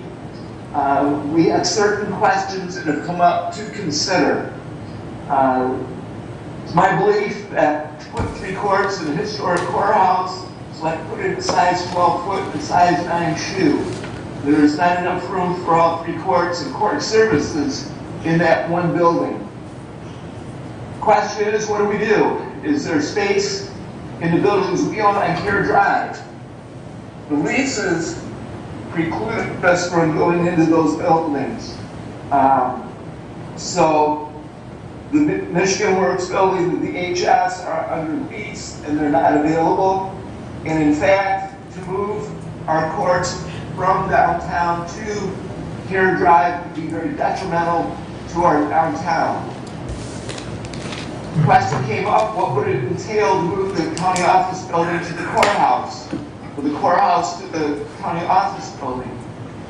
Another question, what is needed to bring the annex building up to date? Interesting question. Is it possible to construct an add-on building to the existing historic courthouse? And there are plans from the past that show an add-on to the historic courthouse in the area of the fountain. We do not know the cost or sources of funding. The question becomes, how do we decide? A needs and space requirements, a study that would be done internally. We would need to involve scale as well. Is a new building as an add-on to the historic courthouse a better decision? A reason to do that would be it's one building to maintain. There's increased security. Should the annex be brought up to date? We already own this building. Should Board of Commissioners consider another downtown building? whether it's the former Jill's office supply or the Midtown building. Important questions, don't know the answers. And that does complete my report for today. Hopefully there's questions. Questions for Doug? I know you've got a comment. Fire away. I can hear the gears turning from here. I've been trying to spend a lot of time to get the information. I've been talking to so many people that have so many great ideas. At some point, the Board of Commissioners is going to have to define a path. Like Mr. Sanford said earlier, he's not an expert when it comes to 800 megahertz systems. I don't think any of us here are experts when it comes to space design and layout. I had a grandfather that one of his favorite sayings is, if it's jammed, force it. If it breaks, it needed fixing anyways. And like, as Commissioner Engel said, I think jamming the 3 courts in the historical courthouse, we're asking for it to break. Because you go back 24 years ago and there was a very detailed space study needs done. And that was updated again 19 years ago. And Commissioner Wiley and Commissioner Benzing, you guys were on the board when this building was bought. Was a detailed space needs study done at that point in time?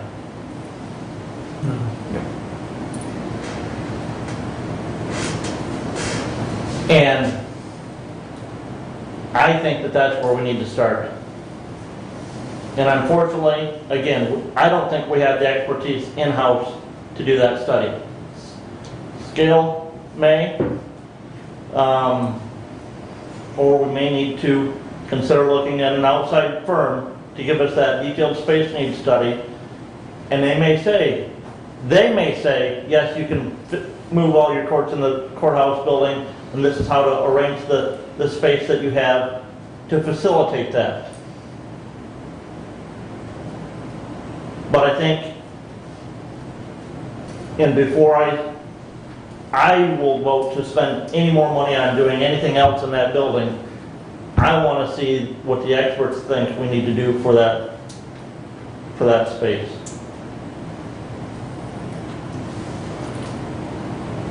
Well, I know Doug and I have talked, and I think involving scale, and I'll defer to Doug to having talked to Judge Lisney on having scale come down and help us with that, but I think they are much more the experts on that space needs than we are. And I forget the 2 firms that did those studies in 2000. The one was done in 97 and the other one was updated in 2002. One was Mashburn.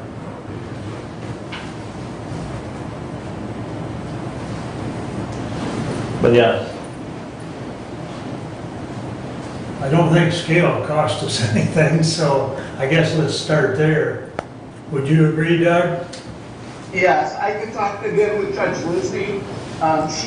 Her opinion on getting scale down is that, at least when we talk, is that scale has already been here. They did their recommendation, but it's my thought that, times have changed, technology has changed, scale's procedures has changed, and our needs may have changed as well. I know we have more courts in there than we had historically, the juvenile court, for example, the drug court, and so I think our needs has changed since scale was here last time. I do think it's a good idea to get scale down here. Okay. I think that's a starting point. Yes. Anything else for Doug? Okay, moving right along. Kathy, you're up next, please. Okay, I would like to start with Resolution 21056 to the Honorable Board of Commissioners. we recommend adoption of the following resolution. Whereas Act 5, Public Acts of Michigan, 1982 provides that without specific action taken by the Hillsdale County Board of Commissioners, the board shall not levy ad valorem property taxes for operating purposes for the ensuing fiscal year of the county that yield an amount more than the sum of the taxes levied at the base tax rate on additions within the county for the ensuing fiscal year, plus an amount equal to the taxes levied for operating purposes for the concluding fiscal year on existing property. And whereas, as Act 5 provides that the Board of Commissioners may approve the levy of an additional millage rate within the present legally authorized millage rate, only after providing certain notice to the public and holding a public hearing for the purpose of receiving testimony and discussing the levy of an additional millage rate for the ensuing fiscal year. And whereas for the tax year of 2021, without holding a public hearing, said Act 5 would require the Board of Commissioners to further reduce the present maximum legally authorized millage rate of 7.9432 mils by an additional 0.1764 mils, resulting in a maximum millage rate levy for 2021 of 7.7668 mils. And whereas the Board of Commissioners, after careful examination of its estimated operating expenses and estimated revenues for the 2021 and 2022 fiscal years, has determined that the best interest of the county may require the levy of the additional rate of 0.1764 mils to provide sufficient revenue for the county for operating purposes for the ensuing fiscal years. And now therefore it be resolved that the Hillsdale County Board of Commissioners, pursuant to said Act 5, proposes a tentative levy not to exceed 7.9432 mils for operating purposes in tax year 2021, revenue for fiscal year 2021 and fiscal year 2022, which includes the additional millage rate of 0.1764 mils. Respectfully submitted, Kathleen A. Schmidt, Budget Chair. Support. Moved and supported. Questions? Nick Wheeler's here, and he was gonna go over this issue a little bit, give us clarification. Yes, Nick, if I may, Sure. for $100,000 or whatever the average property, what's .17 do? Oh, man, I didn't have my... Just tell me how many total dollars more it'll generate, Nick, and then I'll answer my question. It's 100. For the countywide? Yeah, countywide. Okay. For the countywide, and keep in mind, this includes all the millage rates that you guys are responsible for. The general operating, the 2 senior services, the 2 ambulances, the medical care, and mental health millage. So keep that in mind, that it does include all of those. So what by having this hearing would mean is a difference of $269,000 spread out over all of those, of which $165,594 is the general fund. So if you do not hold this hearing, the law would require you to reduce to a rate, which is the 0.1764 mils, to exclude that amount, which is merely the rate of inflation. Plus, in the counties, we have to include certain revenue that we receive from the state convention and liquor tax. So unlike other jurisdictions who hold similar hearings, which everybody is subject to this, and any taxing authority is subject to these hearings under certain requirements, the county has to further reduce. So ours actually, instead of 1.4%, which was the rate of inflation calculation, ours is like 2.27% because of that approximately $100,000 that the county receives from that liquor and cigarette tax. So two things you're required to, any taxing authority each year is required to do. We first reduce our millage rate. So even if you guys hold this hearing, the millage rate levied is going to be less than it was a year ago. And that is simply often referred to as the Headley Amendment, simply says you cannot generate more in taxes above the rate of inflation as you did in the prior fiscal year. So right off the bat, we are subject to a rollback of, last year was, I think, 8 mils, 8.002 total, and through the Headley rollback, which is a permanent reduction, you can never get that back without a vote of the people. So unlike a public hearing to get the additional tax that we would otherwise be required to roll back further, you can't get the heavily rolled back without a vote of the taxpayers, or of the voters.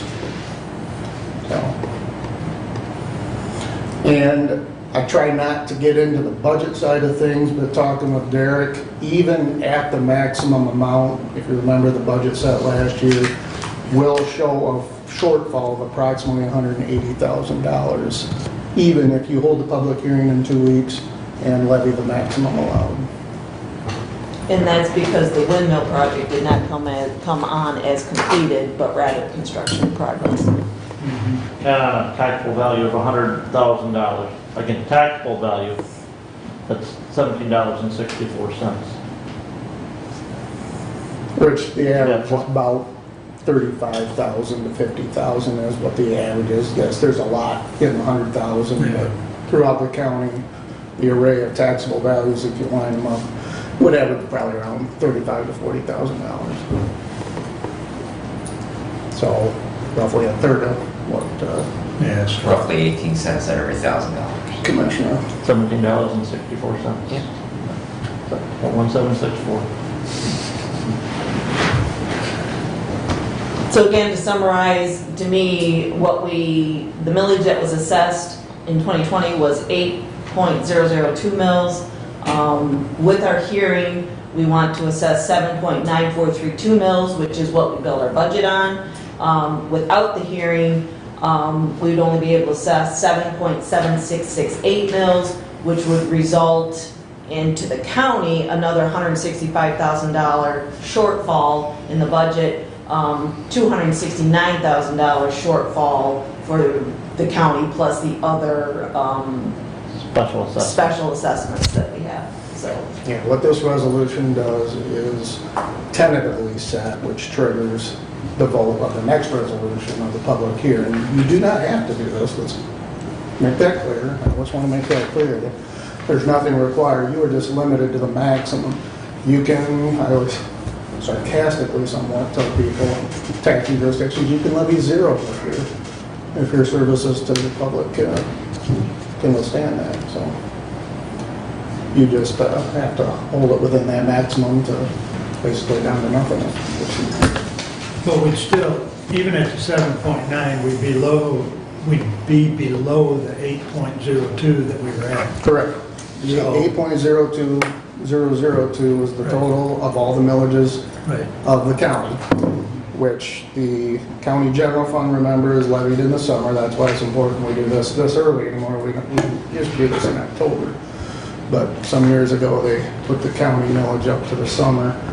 The extra voted ones do not go on until the December tax collection. And we'll have the medical care debt, bond debt, that will be a later millage that is not subject to these requirements. Questions? Comments? Roll call? Commissioner Ingalls? Yes. Commissioner Schmidt? yes, Commissioner Wiley? Yes. Commissioner Benzing? Yes. Commissioner Leininger? Yes. All right, 21-056 passes 5-0. Please continue. On to Resolution 21057. To the Honorable Board of Commissioners, we recommend adoption of the following resolution. Whereas the Board of Commissioners has passed Resolution 21056 to tentatively levy an additional .1764 mils for the tax year 2021, and whereas Act 5, Public Acts of Michigan 1982 provides the Board of Commissioners may approve the levy of an additional millage rate within the present legally authorized millage rate only after providing certain notice to the public and holding a public hearing for the purpose of receiving testimony and discussing the levy of an additional millage rate for the ensuing fiscal year. Now therefore be it resolved that, 1, a public hearing shall be held on June 8, 2021 at 10 a.m. at the Hillsdale County Office Building, Board of Commissioners / Conference Room, Suite 210, Hillsdale, Michigan, for the purposes of receiving testimony and discussing the levy of an additional millage rate for the 2021 tax year, revenue for 2021 and 2022 fiscal years.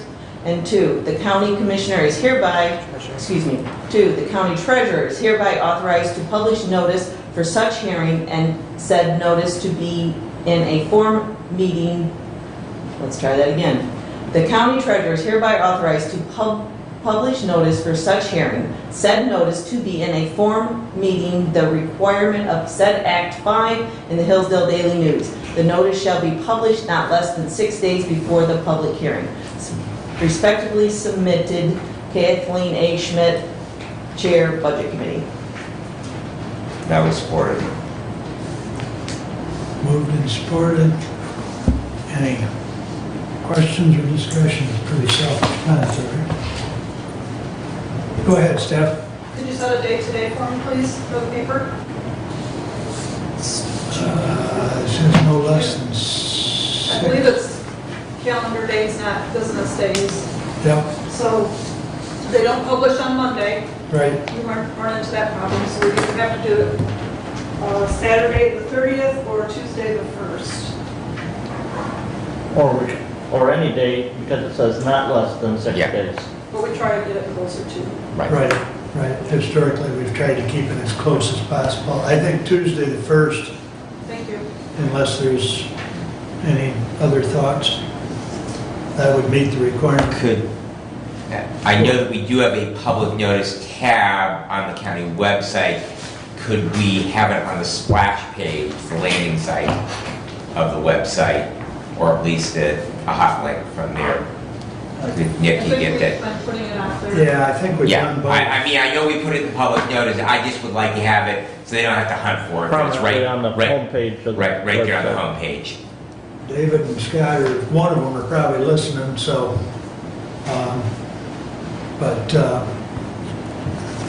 I guess Kathy, if you could follow up on that with David.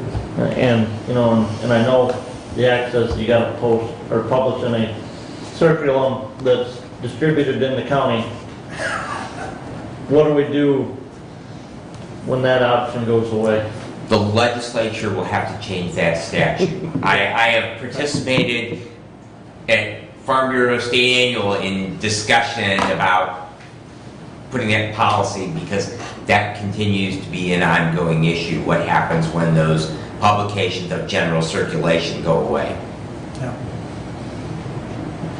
And Brad's absolutely correct. I mean, that's gonna, it's back to that 21st century thing, the legislature's got some house cleaning to do, so they gotta bring some of those pieces of legislation up to speed. Because quite frankly, right now, it's a waste of money putting it in the Daily News. I mean, what are they charging now, Steph, $300 or something? It's outrageous. I don't Yeah. like Only sending showing emails, I don't know. Okay, but I know it's, like Matt says, it's ridiculous, because I know you've put in a few, Yeah, we're required for a lot of stuff, and it is absolutely ridiculous. and the circulation is getting less and less, and the paper's getting less and less. It's getting thinner, almost as bad as the Firm's Advance. Used to be a nice thick paper, and now it's down to nothing. Okay, any further discussion on 21057? Steph will make sure she gets that in on the first, and I don't think that requires a real roll call, so all in favor signify by saying aye. Aye. Opposed, same sign. Passes 5-0, I believe. All right, please continue, Kathy.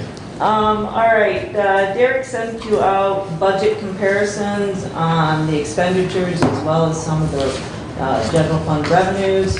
I think the thing to note on the budget expenditures, tentatively the target should be about 33.33%, given that we're 4 months into the year. Overall, our expenditures are running about 31.64%, so there's some blips in individual lines or departments, and Derek gave explanations for those. So I think it was kind of self-explanatory. As for the revenue comparisons, those are kind of more, some journal entries happen, so they're not as even as the expenditures. But overall, nothing really noteworthy that should be unexplainable. So, and the interest on investments, the way it's showing, the $24,000 year-over-year variances as a negative. Again, journal entries hadn't been made. As of May, some of those have been made, so it looks better. Other than that, I don't think I had any particular questions. I didn't know if anybody else did. Questions? Anybody have any questions on the April expenditures or revenues? Hearing none, I would just say that in our board packet was the investment inventory, which indicates the cash balances of the county and where they were invested as of the end of March. And interest rates were great, but as we know, there's not a lot of interest out there to be had. So, other than that, I had discussions with Derek that we're going to meet on June 7th to go over the 151-page guidelines for the ARP funds. It's worth noting that the county did receive on May 20th $4.4 million of those funds. We're going to sit down and discuss our understanding of those guidelines and kind of come up with a game plan, decide if we want to form a bigger committee to address those funds and our movement forward. So, and at the current time, that money is in our cash account, or our shared checking account. And I'll be talking with Derek and giving Stephanie some guidance as to timelines of where she might be able to put that to earn that little bit of interest that is out there. So, You have an option to put it in what we call the County National Bank Cedars account. That's earning 0.4%. So if the board is okay with that, I can get that money at any time and just put it over into that. I would think that would be fine. As long as it's accessible, and that would at least be that amount, and it's not like tying it up for a longer period, you're gonna get really any significant Right. more monies. No, that's probably So- the best rate right Okay. now, anyway, without going out to like 2 and 3, 4 years from that. Yeah. Right. Did you want to mention the meeting that we had last week to start that budgeting process? Yes, thank you. We did also have a meeting with Derek and Brent and myself to start the budgeting process for the 2022 year. It's hard to believe that we're talking 2022 already. So we've kind of set out the timeline and when we're going to be sending out the budget requests to the various department heads. Knowing that in doing this whole process, with the courthouse not being finished, not knowing where departments may end up landing, and what effect that might have on our budgeting. So, and I will say, don't expect us to have money in the budget for the towers, and then 800 megahertz radio, and don't expect us to have money in the budget to build a new building. So, and there isn't those kind of extra funds lying around. Even the 4.4 million is no windfall. Right. Well, and the 4.4 million, again, 151 pages are going to tell us, hopefully give us clarity as to where we can spend it and the direction we're going to go. So, to be determined. And I have worked on the salary information. I have sent Brent an email. I think that's just about ready to go out to the 12 counties that we selected. And so there should be movement on that as well. Do you want to give that report the second meeting in June? No, because we're not scheduled to be done with that till the 1st of July. Right. How about the first meeting in July? Right. And I'm fine with that. You know, Right, and that's given that we get the information back we selected 12 counties, Yeah. 6 above and 6 below us, and what we did is, we will be sending out an email with our Hillsdale County information filled out in that spreadsheet, and then hopefully those other counties will give us good information back, and then Brent and I will sit down and come up with some numbers and an idea of where we want to go. Okay. I think it might be a good idea, if nothing else, for tracking purposes as well as for authorization for staff Finney, if we do a motion, you know, having that 4.4 put in whatever bank or whatever account you indicated. Move to authorize the county treasurer to deposit the American Rescue Plan funds in the County National Bank Cedars account. Support. Moved and supported. Any further discussion? I think it's self-explanatory, but, okay. All in favor signify by saying aye. Aye. Opposed, same sign. Passes 5-0. Thank you. Yeah, I'm sure your list of wants from different departments for the monies. 20 million a month for $8.8 million. Unfortunately, when you read that 151 pages, you're going to find many of those department wants. Well, that's a good way to eliminate them off, is read that 151 pages. Right. So, Okay. that's it for me. Any other comments or questions for Kathy? Okay, thank you. Brent? Well, thank you, Mr. Chair. I've got a busy week ahead as we have 2 more meetings yet today and 2 or 3 on Thursday. So lots of stuff underneath the Human Services Department here yet this week. First thing I note, and I didn't mention it earlier when Chairman Wiley talked about the communications, but in your packet this month, or in the agenda packet this month, was the notice from Community Action Agency about Project Connect, which is happening June 9th at the Hillsdale County Fairgrounds. That is a activity where public service agencies will have display booths and other vendors will be there to connect people in need with those services that are available to them in the community. Community Action Agency has a link on their website, on their homepage of their website, to the application for rental assistance that landlords or tenants can fill out and apply for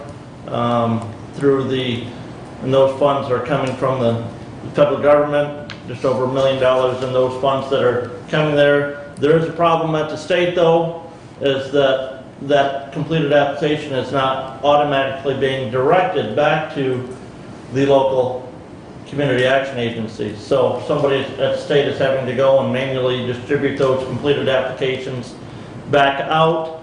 So that's taking some time then for community action agency to do that. And I do believe, what were we told, they've already dispersed, I think, over $100,000 of those funds for rental assistance here in Hillsdale County already.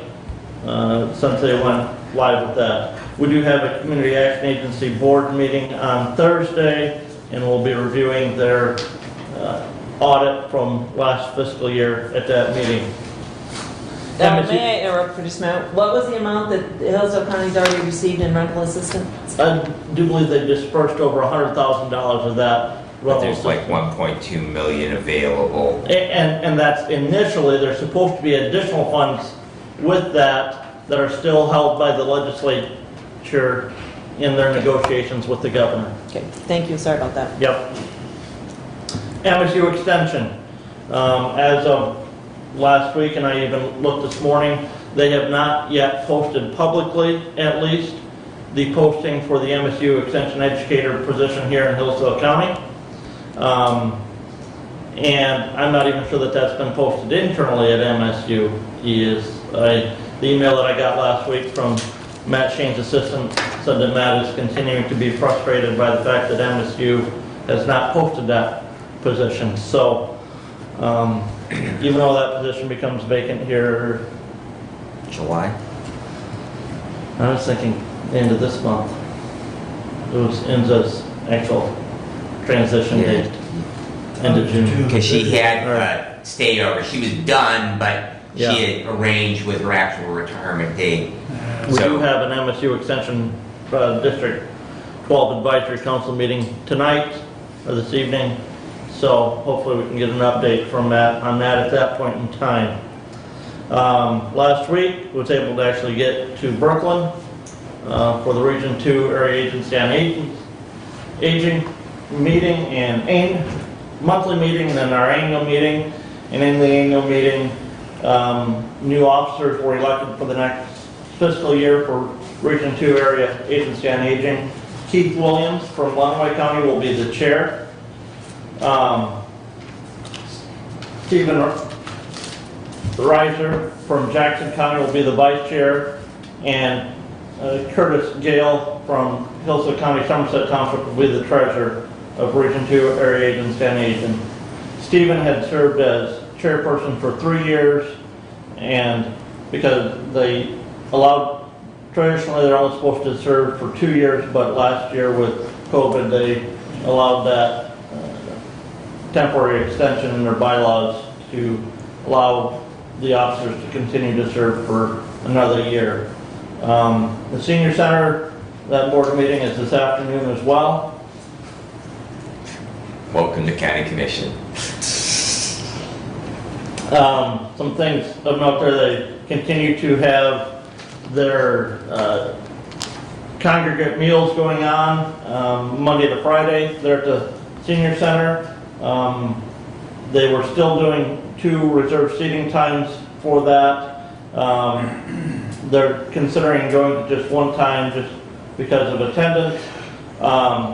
They have started again their men's and women's breakfast, and that'll be in the month of June as well. Traditionally they don't go in the summer for that, but they just wanted to get those restarted and going again. They have hired a new coordinator for the respite care facility and are hoping to get their inpatient respite care facility back up and operating here with the loosening of the COVID restrictions.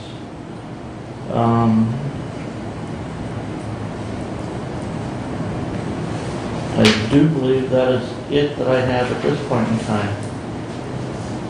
Anybody have any questions?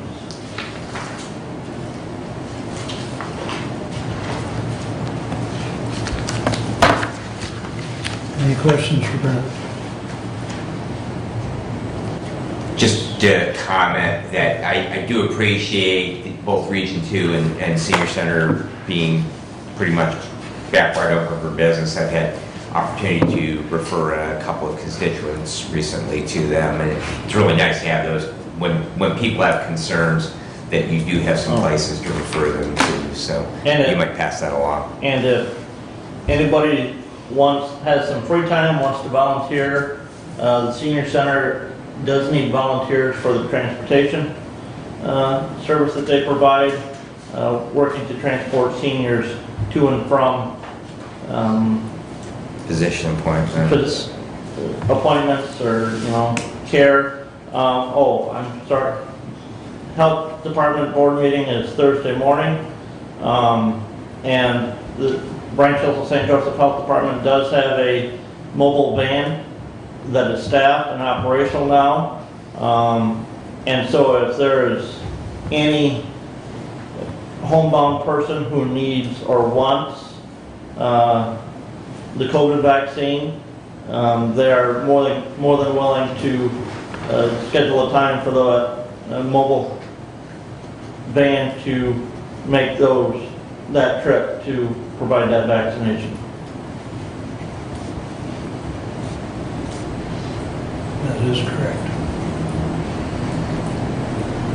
And they're trying to even do factories or anything else as a group, or they will do individuals, but groups would be fine too. Any other comments or questions for Brent? All right. I'll start with my action items before I give you my other updates from my committees. So we'll start with 21058, the long-awaited update on the COVID-19 preparedness and response plan.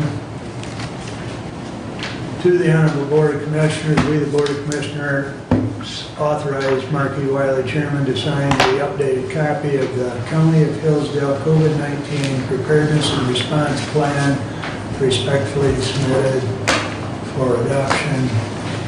Mark Wiley. Support. Thank you. Seeing how this document is largely yours. Which, yes, I got your message that there might be part of it that's already out of date because of my OSHA change. Well, and now that it's on the floor, and yes, I Please. helped write this, and I thank Director Sanford for the work that he put in on it as well, because he did the majority of the writing and Yep. and then revisions and stuff on my part. And my OSHA has not issued updated guidance yet. It's forthcoming. It's forthcoming. And the only guidance that my OSHA has out there, they have their October 14th, 2020 guidance. And one of the reasons that they declared a state of emergency, and the reason for these is that there was, and this is in the October 14th language, is there was no effective COVID vaccine. That's my OSHA's. And then in April of this year, they extended their October 14th emergency rules. So the April extension of the October 12, 2020 rules still continues to say there's no effective COVID vaccine.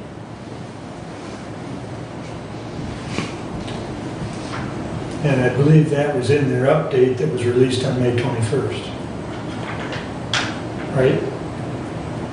Because according to this that came out yesterday, although I could not If you go to my OSHA's website, the only emergency rules that they have out there Yep. are the October 12, 2020 rules, and then the 6-month extension that was signed in April. Mhm. Yes, I helped write this. I'll tell you right now, I'm still not sure that I'm going to support the motion. Because you go back and you read the reason for them requiring this, and one of those is there's no effective COVID vaccine. Well, and I think you and I talked about yesterday briefly on the fact that the governor has a statement here from yesterday.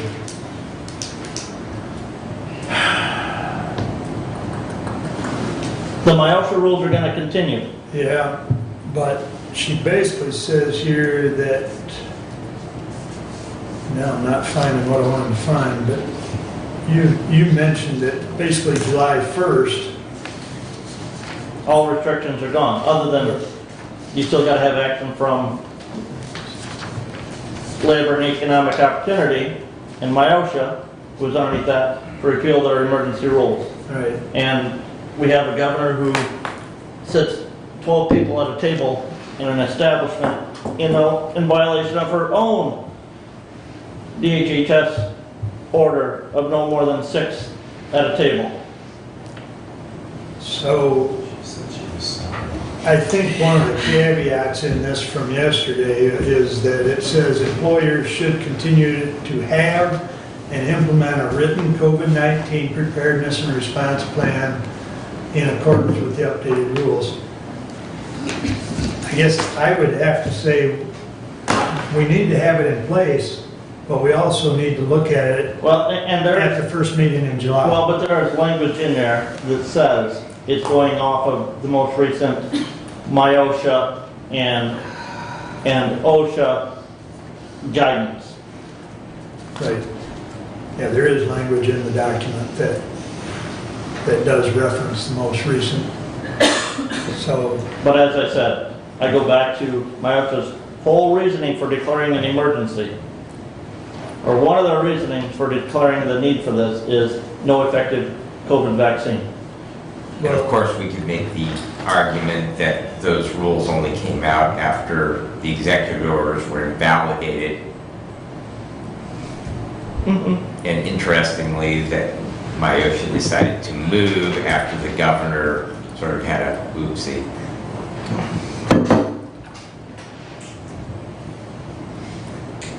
Well, I think some of the stuff in here is still consistent with even CDC as far as talking about PPE, hand washing, just the basic, best practices. I think also with the fact that we did get a complaint or a referral from Myosha, we're pretty much committed to having it in place until such time we deem it no longer necessary. There's the other option.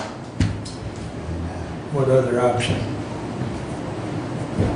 You challenged Myosha on the validity of their emergency rule declaration because they haven't updated the reason for their emergency, because they still state there's no effective COVID vaccine. Again, there's a cost in that option as well. Yeah. Only Well- if you get pushback. And This is May 25th. July 1, this is going to go away. Do we really want to fight for Yeah. 5 weeks? We've been dealing with this for how many months? 5 weeks is a small price to pay because you essentially have gutted everything out of this anyway. So, and if we don't pass this, then we're still under the old one We're under the old one. unless we rescind it, which the old one's more restrictive than this one. So let's be reasonable. Let's move forward, and come July 1st, hopefully it totally goes away. I would suggest that we put it, that we pass it, number one. Number two, that we do put it on the agenda for the first meeting in July to either extend it or rescind it, one or the other. So that would be my suggestion. Commissioner Wiley. Please. Thank you. Brian, I want to thank you, Commissioner Leidinger, for putting so much time and effort into writing this response plan. I especially appreciate the revisions that I suggested and that you followed up on and took initiative on yourself on changing words such as required to recommend, shall to suggest. And I think that the way it's written is, for our county, one that we can live with. There's certain aspects of the whole program that we're not going to comply with. But I think having the plan in place will be something that can be addressed if we are challenged. Yes, we do have a plan. And the way we've got the plan written right now, I think is one that we all can live with. Thank you, Doug. Any other comments? I think for a matter of record, let's do a roll call, Judy.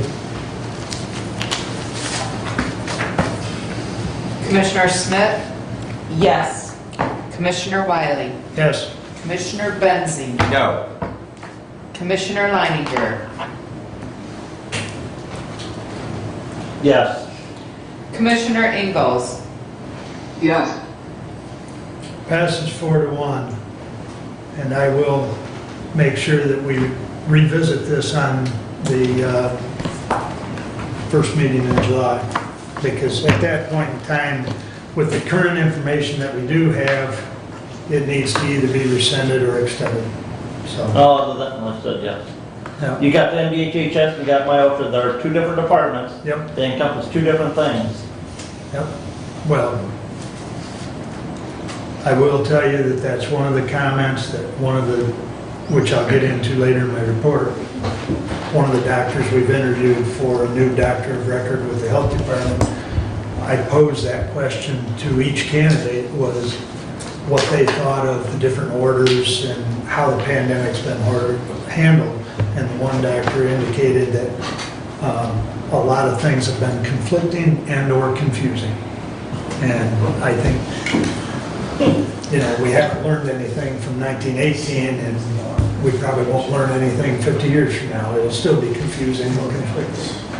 But be it as it may, we've dealt with the best information available. And our governor hasn't learned from her mistake of flying out of the state when she said don't travel, and she congregates and gathers with more than 6 people at a table.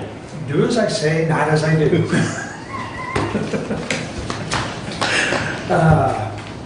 Anyways, she forgets she's under a microscope. Moving right along, we'll get to the big meat here that Matt's been long awaiting for. 21. Just a lot of walls also. Let's see. State of Michigan, Hillsdale County Board of Commissioners, Resolution 21-059, whereas Part 307 of the Natural Resources and Environmental Protection Act,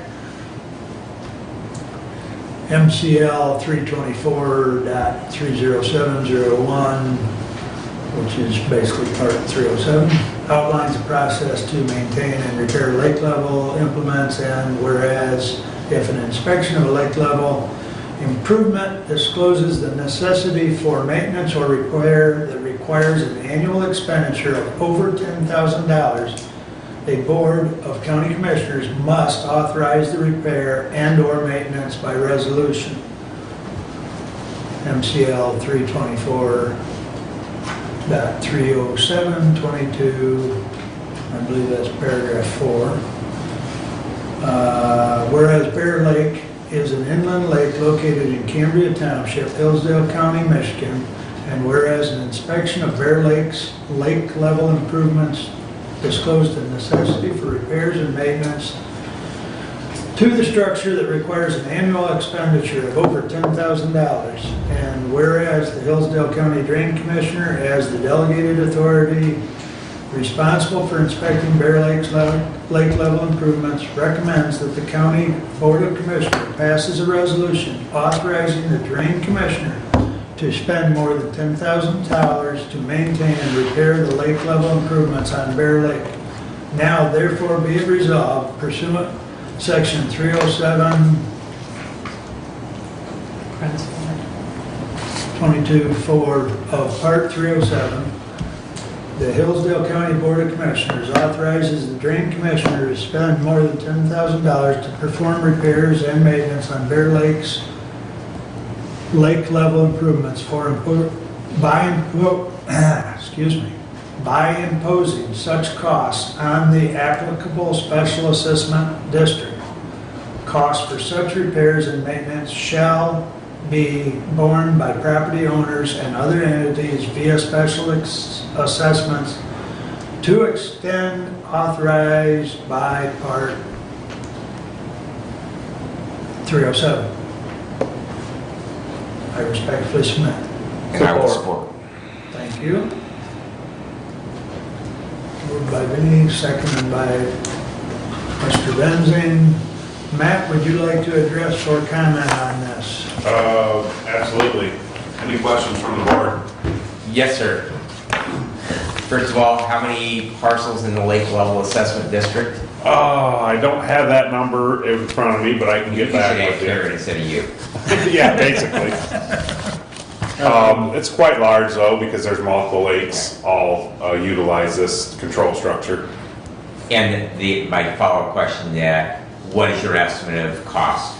So the repairs were deemed emergency because there was leakage, so the repairs have already been made. We're right around $43,000 for those repairs. Okay. So everything's taken care of other than getting it paid for. Are there two different, like with the Bobby's Lake level assessment district, which I'm most familiar with because we did that in my previous tenure on the board, we had one category which were lakefront, and then we had like okay, the people that weren't lakefront but that were in the district. Are there two categories, or will there be two different levels of assessment? On this particular one, I'm not sure because this is not one we've updated or done. You know, there was an existing assessment district already established, so I haven't reviewed it in that close of detail. Okay. I think the brunt of the questions are probably going to come to Commissioner Wiley, because I think that the majority of the district is probably in Cambria Township. So, but it's questions that we are going to probably get out there as we go to our township meetings in this coming month. So if we could possibly get those pieces of information. Yeah, so part of this process is a day of review of apportionment. It's different than drains. It's only an hour, it's not all day. The last one we did right here in the commissioner's room, we had only a handful of people to come, but everybody that's on that special assessment district will be notified. Okay. So hopefully that filters out some of your questions, or, you know, them coming to you, they can just come to us directly. Right. So the 43,000 will be spread out over, that can be spread out over multiple years. I'm looking in to see how long we can do that, but yeah, there is the ability to spread it, which I'm gonna look into, to hopefully make it a little more affordable for everyone. But I think overall, it should spread fairly well. I mean, it's a pretty good size area, you know, a lot of lakes and a lot of landowners that utilize that structure, so. right? Okay. Dad, how soon will you know on that, Matt, as far as how many years and approximately what? Relatively quickly, probably within the next week or two. Okay.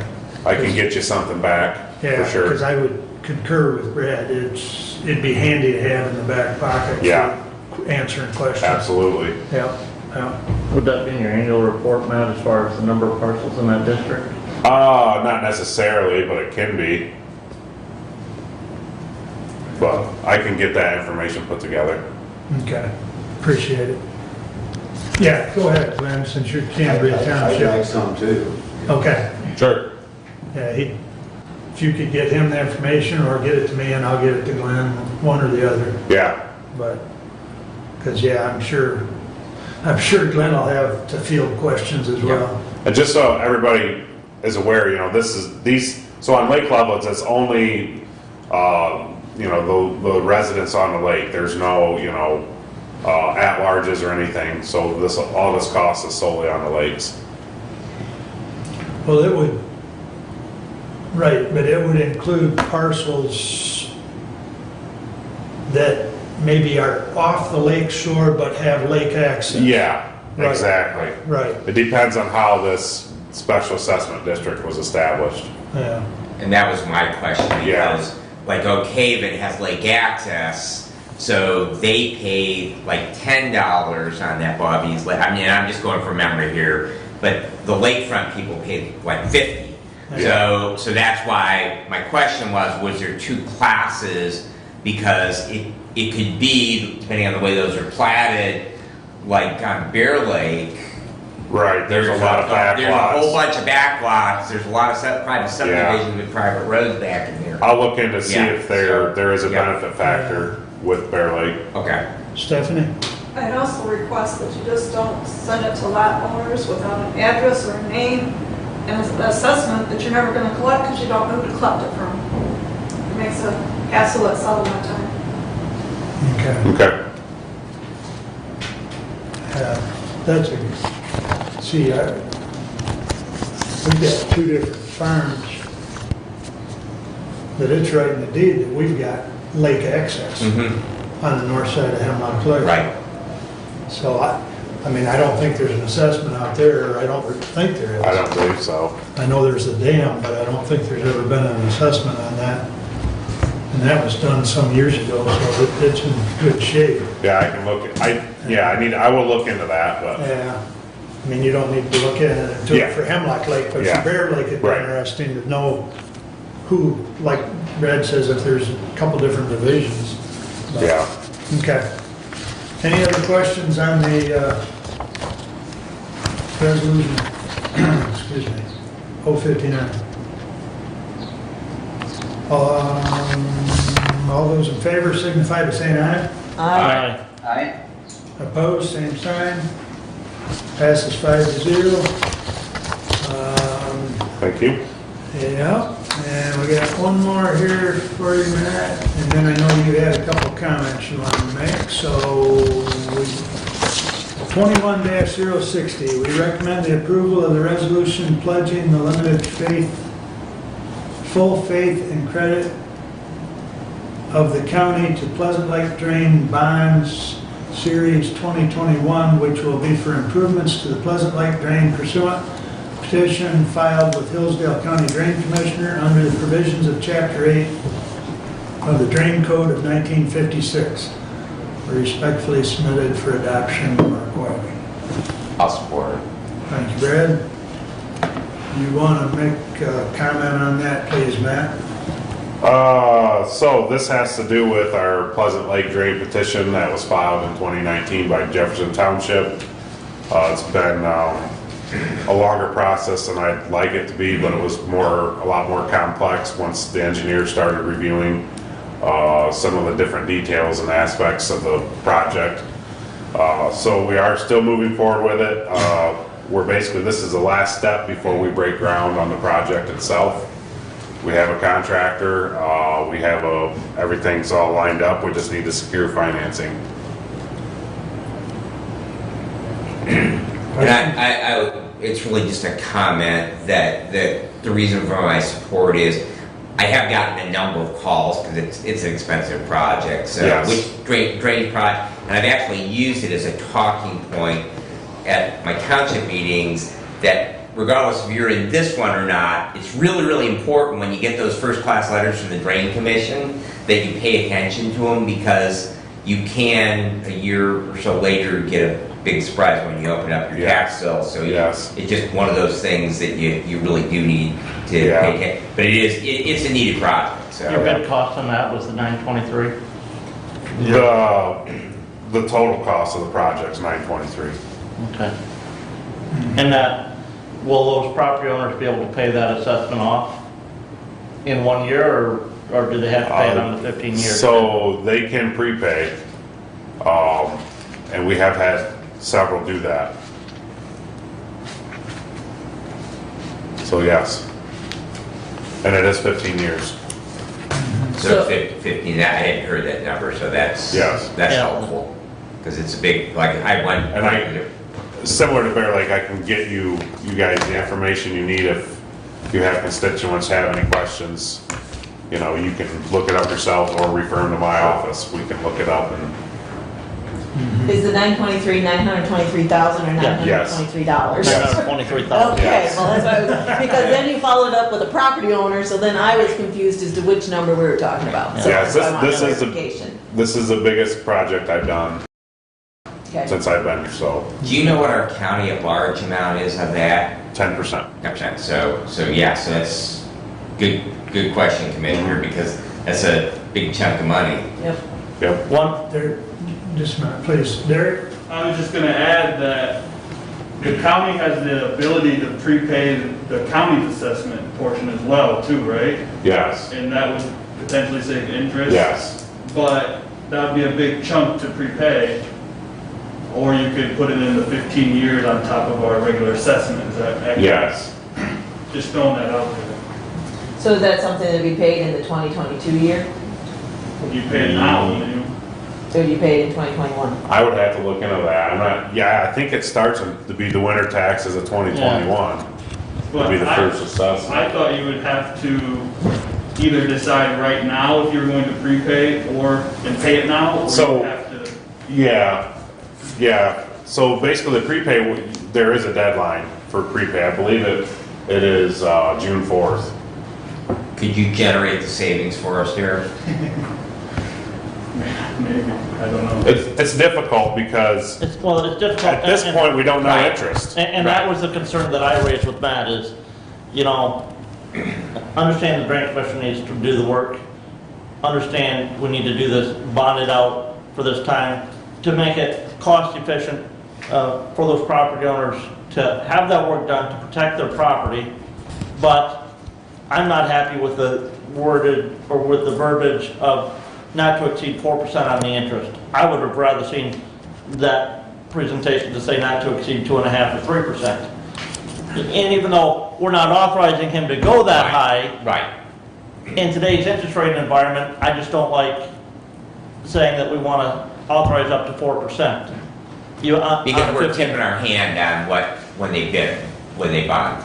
And understand that the drain commissioner, when he receives those bids for those bonds, still has the right to refuse and reject all and to resubmit. Yeah. And I hope that he would do such if those bids come in at anywhere north of 2.5%. Yep, so I did look into it, so our current financing drain projects that we have financed are anywhere from 2.15 to 2.88%. And the last one was the Boyd drain in Waldron? No, last one was an inter-county drain in Litchfield Township, and that was 2.88% on 16 years.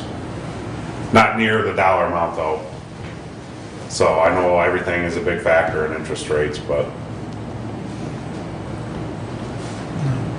Okay. Any other questions?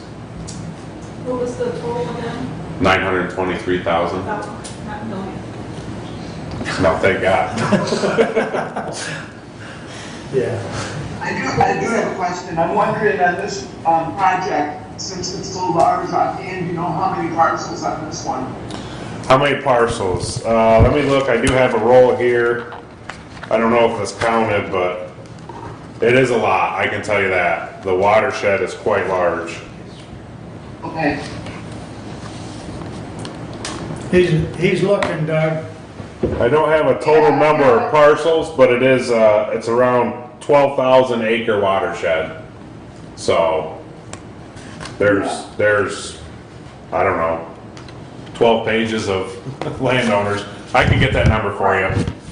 I don't need the exact number. I was just, with that high dollar on the project, it would be spread out enough and feasible for everybody. And it sounds like with the number of people that you're telling me right now that it is. Yeah, it was scary going through this process when I heard that dollar amount, but once we reviewed the roll and it did spread better than I thought it would. That answers my question. Thank you. Thank you. And again, I think we need to be reminded that this all started from a petition submitted by Jefferson Township to have the drain commissioner impanel a board of determination to determine if the work needs to be done and what needs to be done for that work. So this was not us as county commission saying we're going to spend this, not the drain commissioner saying we're going to spend this. This was other members of this county that looked at the details and said this work needs to be done. Yeah, and their decision is not based off dollars, it's based off public health and safety and testimony of the people at that hearing. So. Okay, any further comments or questions? Hearing none, all those in favor of 21 days? This should be a roll call, please. Roll call? Okay, that's fine. Well, we're authorizing, Big money. we're authorizing the full faith and credit of the county, so. Commissioner Wiley? True, yes. Commissioner Benzing? Yes. Commissioner Leininger? Yes. Commissioner Ingalls? Yes. And Commissioner Schmidt? Yes. Passes 5-0. Thank you. And if I may, Chair, I wanted to, before Matt brings up a couple other things,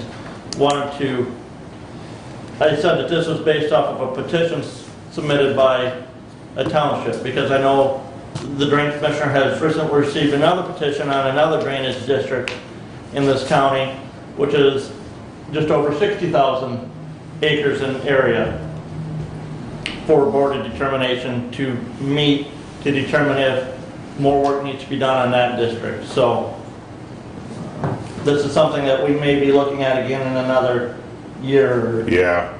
So the petitions from when I started 14 years ago to now, I went my first 4 or 5 years here with no petitions. And now it's about 2 to 3 a year. So I think people are understanding the need, and the longer we go, the older these drains get, and at some point, maintenance is not enough, and they need to be updated. Is that also a function of more tile going in the ground? Because it seems like as I drive around the county, I see a tiling machine everywhere I go, so we're putting more private tiles in the ground. so therefore we're dumping more water into the county-owned drains. Yeah, that does affect it somewhat, but I really think what really affects it is the weather patterns are changing. We're getting more rain, more intense, not this year so far, but as we're in a drought, but we kind of needed a break, you know, it's been a bad few years prior to. And the other thing that, especially this one that was recently submitted, I would say a bigger thing than tile going into the ground that affects that district is the lack of work on the southern end of that drain. Because once you get over that state line, I'd be happy to share pictures I just took yesterday of that, just over that state line. I've had, Matt and I just had a conversation that I was contacted by a couple of landowners that are affected by that issue, so. Yeah, and we do have some dialogue with Williams County, just, you know, seeing what options there would be, but. and you know, you get into Ohio and they don't have any elected drain commissioner like we do. Their county commission is in charge of their drains. Well, and Brad and I have talked, I just need to know exact location and I'll get a hold of it. It is Williams County. East branch of the St. Joe River in Williams County. From the state line all the way through the county needs work. And I don't know for sure, but I don't think that is an established county drain in Williams County. I really don't, but I haven't got confirmation on that yet, so. If I can get some sort of location, I'll talk to Brian Davis. He's the commissioner that is also on the Michigan, Ohio, Indiana Council of Government. I mean, we've gotten to know each other. I think maybe we could at least get him to look at it. Yeah. But I just need to know where to tell him. Start just northeast of Pioneer and go as far south as they can. Okay. Thank you, board. Did you have anything else you wanted to share while you? Yeah, I just want to bring something to the board's attention real quick. I don't want to spend a lot of time on it because I know it's getting close to lunchtime and you know, don't want to hold that up. But so our standard practice for our service trucks, for our maintenance guys out at the shop, is to purchase used because we only average about 3,000 miles a year on these trucks. So it just never seemed practical to purchase new. Well, an example, the 2002 truck we currently have in our fleet, service truck, was purchased new and it only has 110,000 on it. So I guess my question is, it's not really clear in the purchasing policy how to purchase a used vehicle. Brent and I did talk about this, and you know, the vehicles I'm looking at do exceed the 23,000, but you know, I've never heard of getting a sealed bid on a used piece of equipment. So does the board have any thoughts on that? I don't know, I think the road commission has bought like some used equipment in the past. So I'm not sure what their policy is.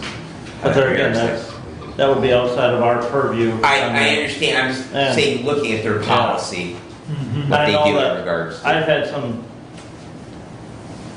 brief conversations with Tom Thompson about our current purchasing policy, and he has raised some concerns about it as it is written now. Have you had a chance to review that? Not lately, but yes, I did read it and review it. It's pretty similar to ours. I mean, there's not huge changes. But yeah, I don't even think that deals with purchasing, but how do you go about purchasing something used when, you know? Well, not to interrupt, sorry. My thought is this.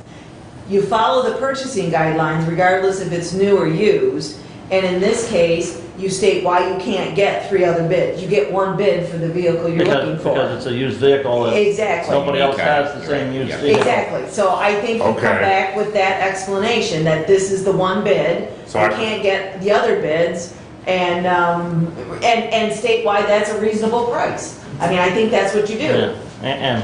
And Matt and I have talked. Unfortunately, the vehicle it's looking at, I have a comparable vehicle. There really is no way to do a NADA Kelly Blue Book because it's more of a commercial type vehicle, and it's not easy to do. Yeah, we tried and we couldn't find I can maybe couldn't find figure you it a out. site, maybe. Yeah, Well, the other issue, and I know Matt and I talked about this, is you can't,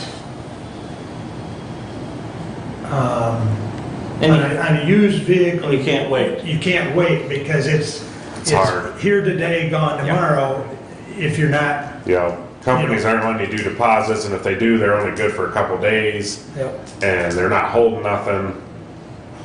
I mean, that's the problem. When you gotta go, but And the other side of this is, as Matt indicated, the vehicle that he has, he can turn around and resell, much like the sheriff's department has done with some of their older or unused items. They sell and put money back in the coffer, yeah. which is exactly what Matt would propose. We would need to purchase the updated vehicle, and then we would sell, because we don't have enough trucks to Sell them, yeah. But I do think we can generate, at least half the cost of updating a truck once we got it and then sold the older one in the fleet. Right.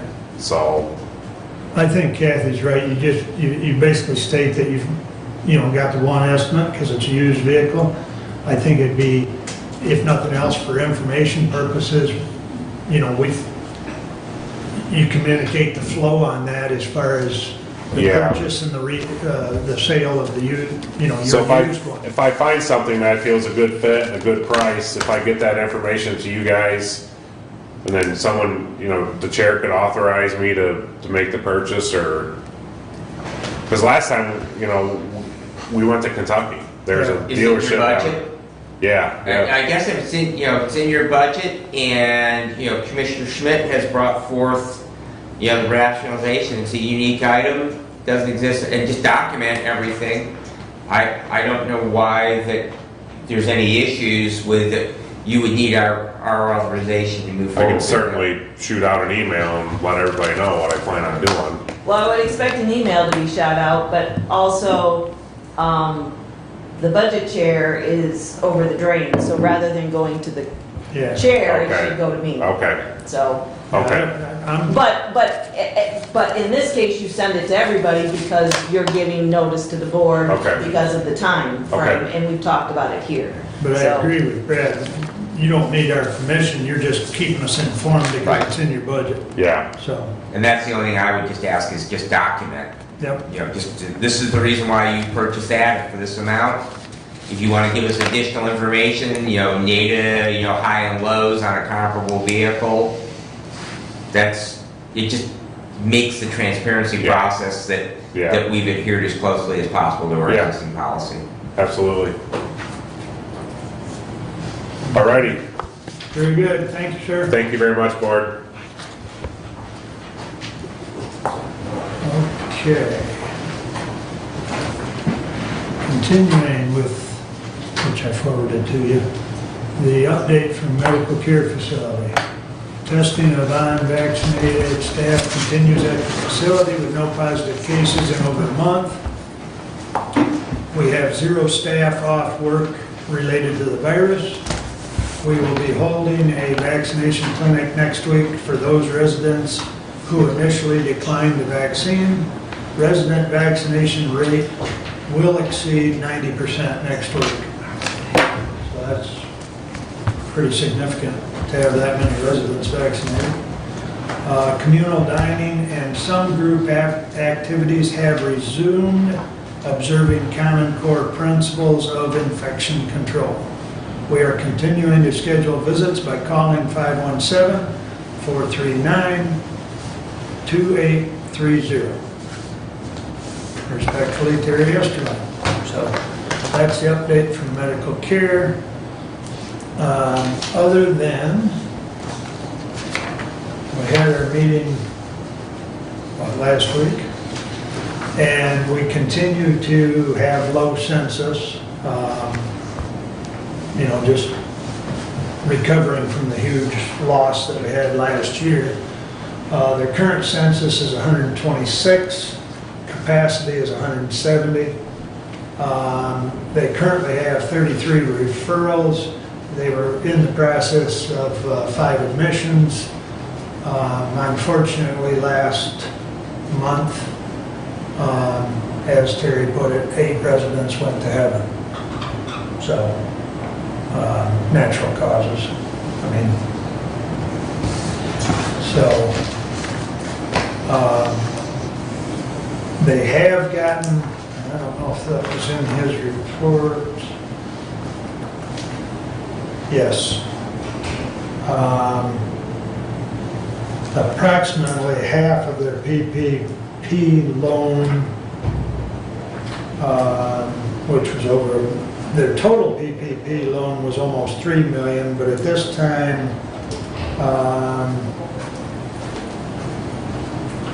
approximately half of it looks like it's going to be forgiven, but they're still working through that process, as well as working with Plant Moran, their auditor, through that process as well. So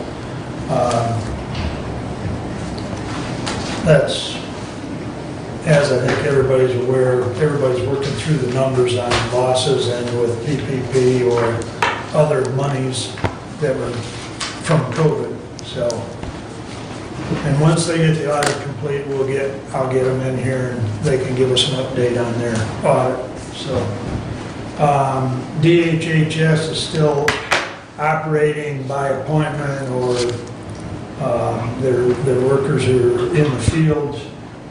Their building and their office, unless there's another change, which from what we've been hearing probably won't be, will be open in person as of 12 July. So their building is still locked except for by appointment.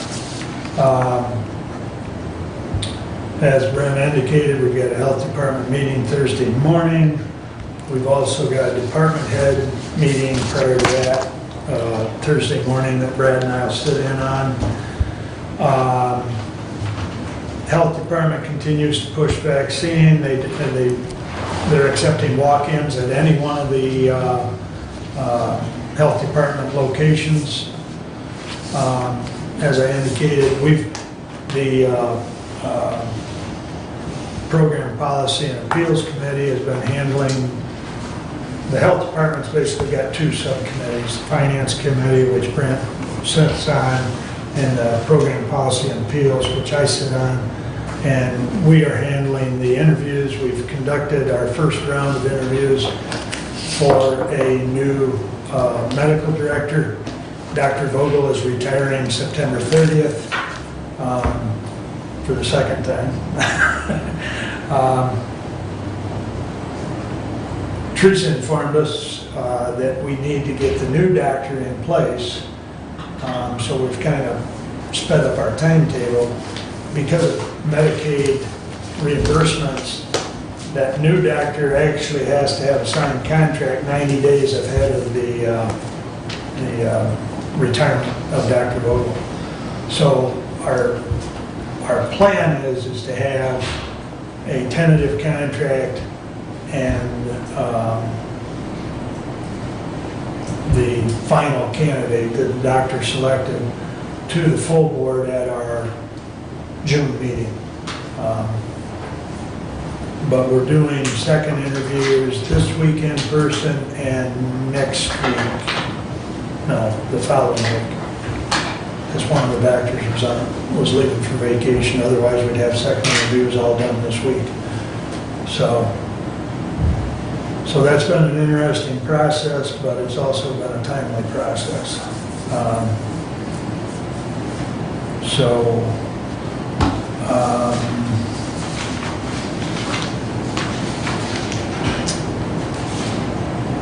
know there was something else, but it eludes me. Oh, we did issue, that's what it was. The health department had a special work meeting, 5/13, at which time we basically, there was issued an in-person education quarantine guidance update to the schools, and Becky had been in communication with the superintendents, and so that was issued on the 13th with the latest, greatest guidelines at that time. And that is going to be revisited because and correct me if I'm wrong, Brent, the discussion was around, we needed to issue new guidance for fall sports as we got new. Well, of course, and these are guidance. Each local district can choose to follow them or can choose to go with their own. Right. Because it's not an order from the health director. And yes, because the concern is, with the ever-changing breeze coming out of MDHHS, because this had to be done because in the most recent MDHHS order prior to that, or there was court rulings that said that only local health departments can issue quarantine guidelines and quarantine orders. So, which left MD or health departments around the state then scrambling to figure out what are they going to do. And this issuance was a guidance, it was not an order.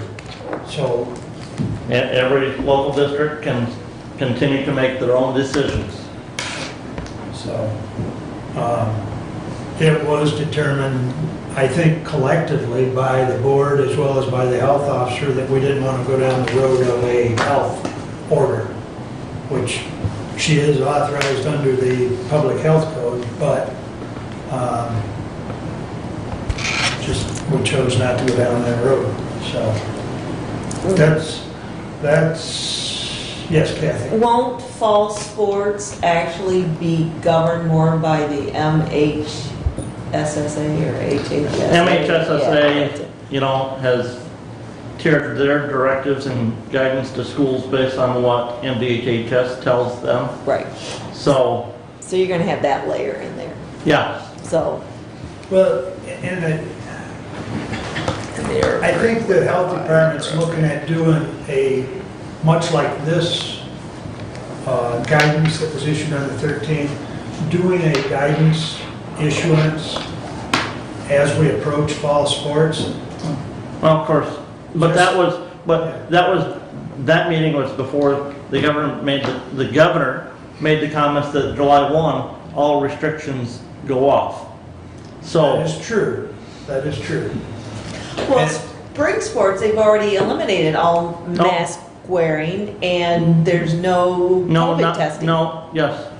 There's mandatory COVID testing for all spring sports. Right. No, I board meeting last night, I was told by our athletic director, there will be no more COVID testing.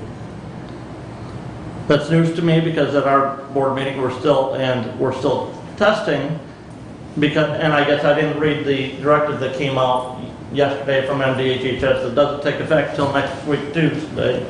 Well, that's what our athletic director said last night at our board meeting, that she stood up and said no more weekly COVID testing. That is news to me. And I also heard that the governor said no mask wearing for sports.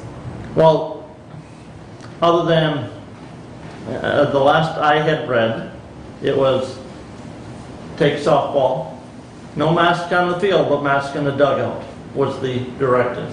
Okay, and that could be, I don't know. So I guess my point is we've done it already for spring sports quickly. I would think fall sports. I would think that we're not going to have anything come fall sports, but it comes down to use common sense. If you're feeling ill, stay home.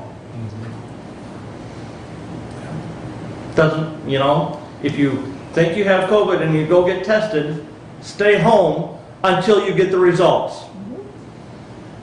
Because keyword common sense. Exactly, because unfortunately I can point to two specific situations where a student tested positive but they had been in contact with other people, and so now those other people were forced to miss events and activities and complicates things. If you're not feeling well, stay home. Agreed. All right, that's all I have. I guess that brings us back to public comment real quickly. Anyone wish to address? Doug? just occurs to me that, well, we wonder what to do with that 4.4 million, that 800 megahertz wouldn't be a bad down payment on that. But that's not why I walked up here. I need permission to replace another employee, if that's your pleasure. You gonna tell us more about that? It's noon, how much more do you want to talk? Is it emergency management? Is it? 911. Dispatch? Just dispatch, yes. Well, I think our employee policy we passed last month, if you're replacing one, I think you're already out. That is the director level. Yeah, He's gonna ask us. At the director level, he needs to ask. So I will make that motion that Doug be allowed to replace the employee. That's currently budgeted. Yes, within my budget. Job description's all done, in case you want it, sorry. Does that mean you support it? I support that then. Thank you. Any further discussion? All in favor, signify by saying aye. Aye. Opposed? 5-0, you're on your way. How many you have in the pipeline right now, Doug? We're still actively looking for 2, but as any of you that employ know, it's difficult to find people right now that want to work, can work, and pass the background check, and actually show up for that first wonderful day of employment. That's the hard thing, is getting them to show up for the first actual day. Yeah. Might have to go to like McDonald's and Taco Bell and pay them, work today, get paid tomorrow. Maybe that'll make them. I don't think that our clerk staff would be very. Probably happy with not. that. And then one final, just briefly glib comment, you mentioned common sense, but it's misnamed. It's uncommon sense, because you don't see it that much. Thank you all. Very good, sir. Thank you. Anyone else wish to address the board? Jim? I should have asked. Quickly and briefly. Commissioners, thank you. Again, a complicated world, and thank you for all the efforts in sorting it out and speaking up about things that, the confusion, fight against the lies, seek the truth, keep the leading that way. Thanks for all your work on the budget stuff too, by the way. I can just imagine you going through all that stuff and reading that stuff, and thank you for that, Commissioner Schmidt, and thank you for speaking out about the lack of common sense in the whole COVID thing, and thank you for bringing it back in July. And again, just keep seeking the truth. And I thank you. Appreciate it. Thank you, Jim. Namu, anything? Thank you. Steph? Laura? Derek? Thank you all for coming. Additional business, Brad? Just wanted to thank everyone for the support on moving ahead on 800 megahertz radio. Going to be a lot of money and a lot of changes, but we got to be moving in that direction. And just a reminder, come and eat pancakes at my fire department if you're not doing anything Saturday morning, 8 to 11. It's a donation. It'll be used for equipment, and we'd love to see you down in Woodbridge Township. I'm good. Brent? Just want to shout out to a couple of the local service agencies, the Kiwanis Club for their flag project that they do here multiple times throughout the year, and then the Exchange Club for their recognition of those from this county who paid the ultimate price for our freedom. And as we approach Memorial Day, let us never forget those brave men who gave the full measure devotion. And I know there are multiple opportunities around the county for residents to go and to show their support for those families that still grieve that loss.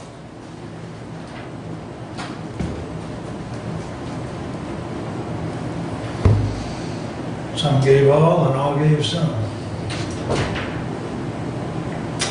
Doug, any additional business? No, not today. I'll have more next time. We'll anticipate it. Thank you. Thank you. Let's see. I have nothing further, so we stand adjourned. Thank you one and all. Yay.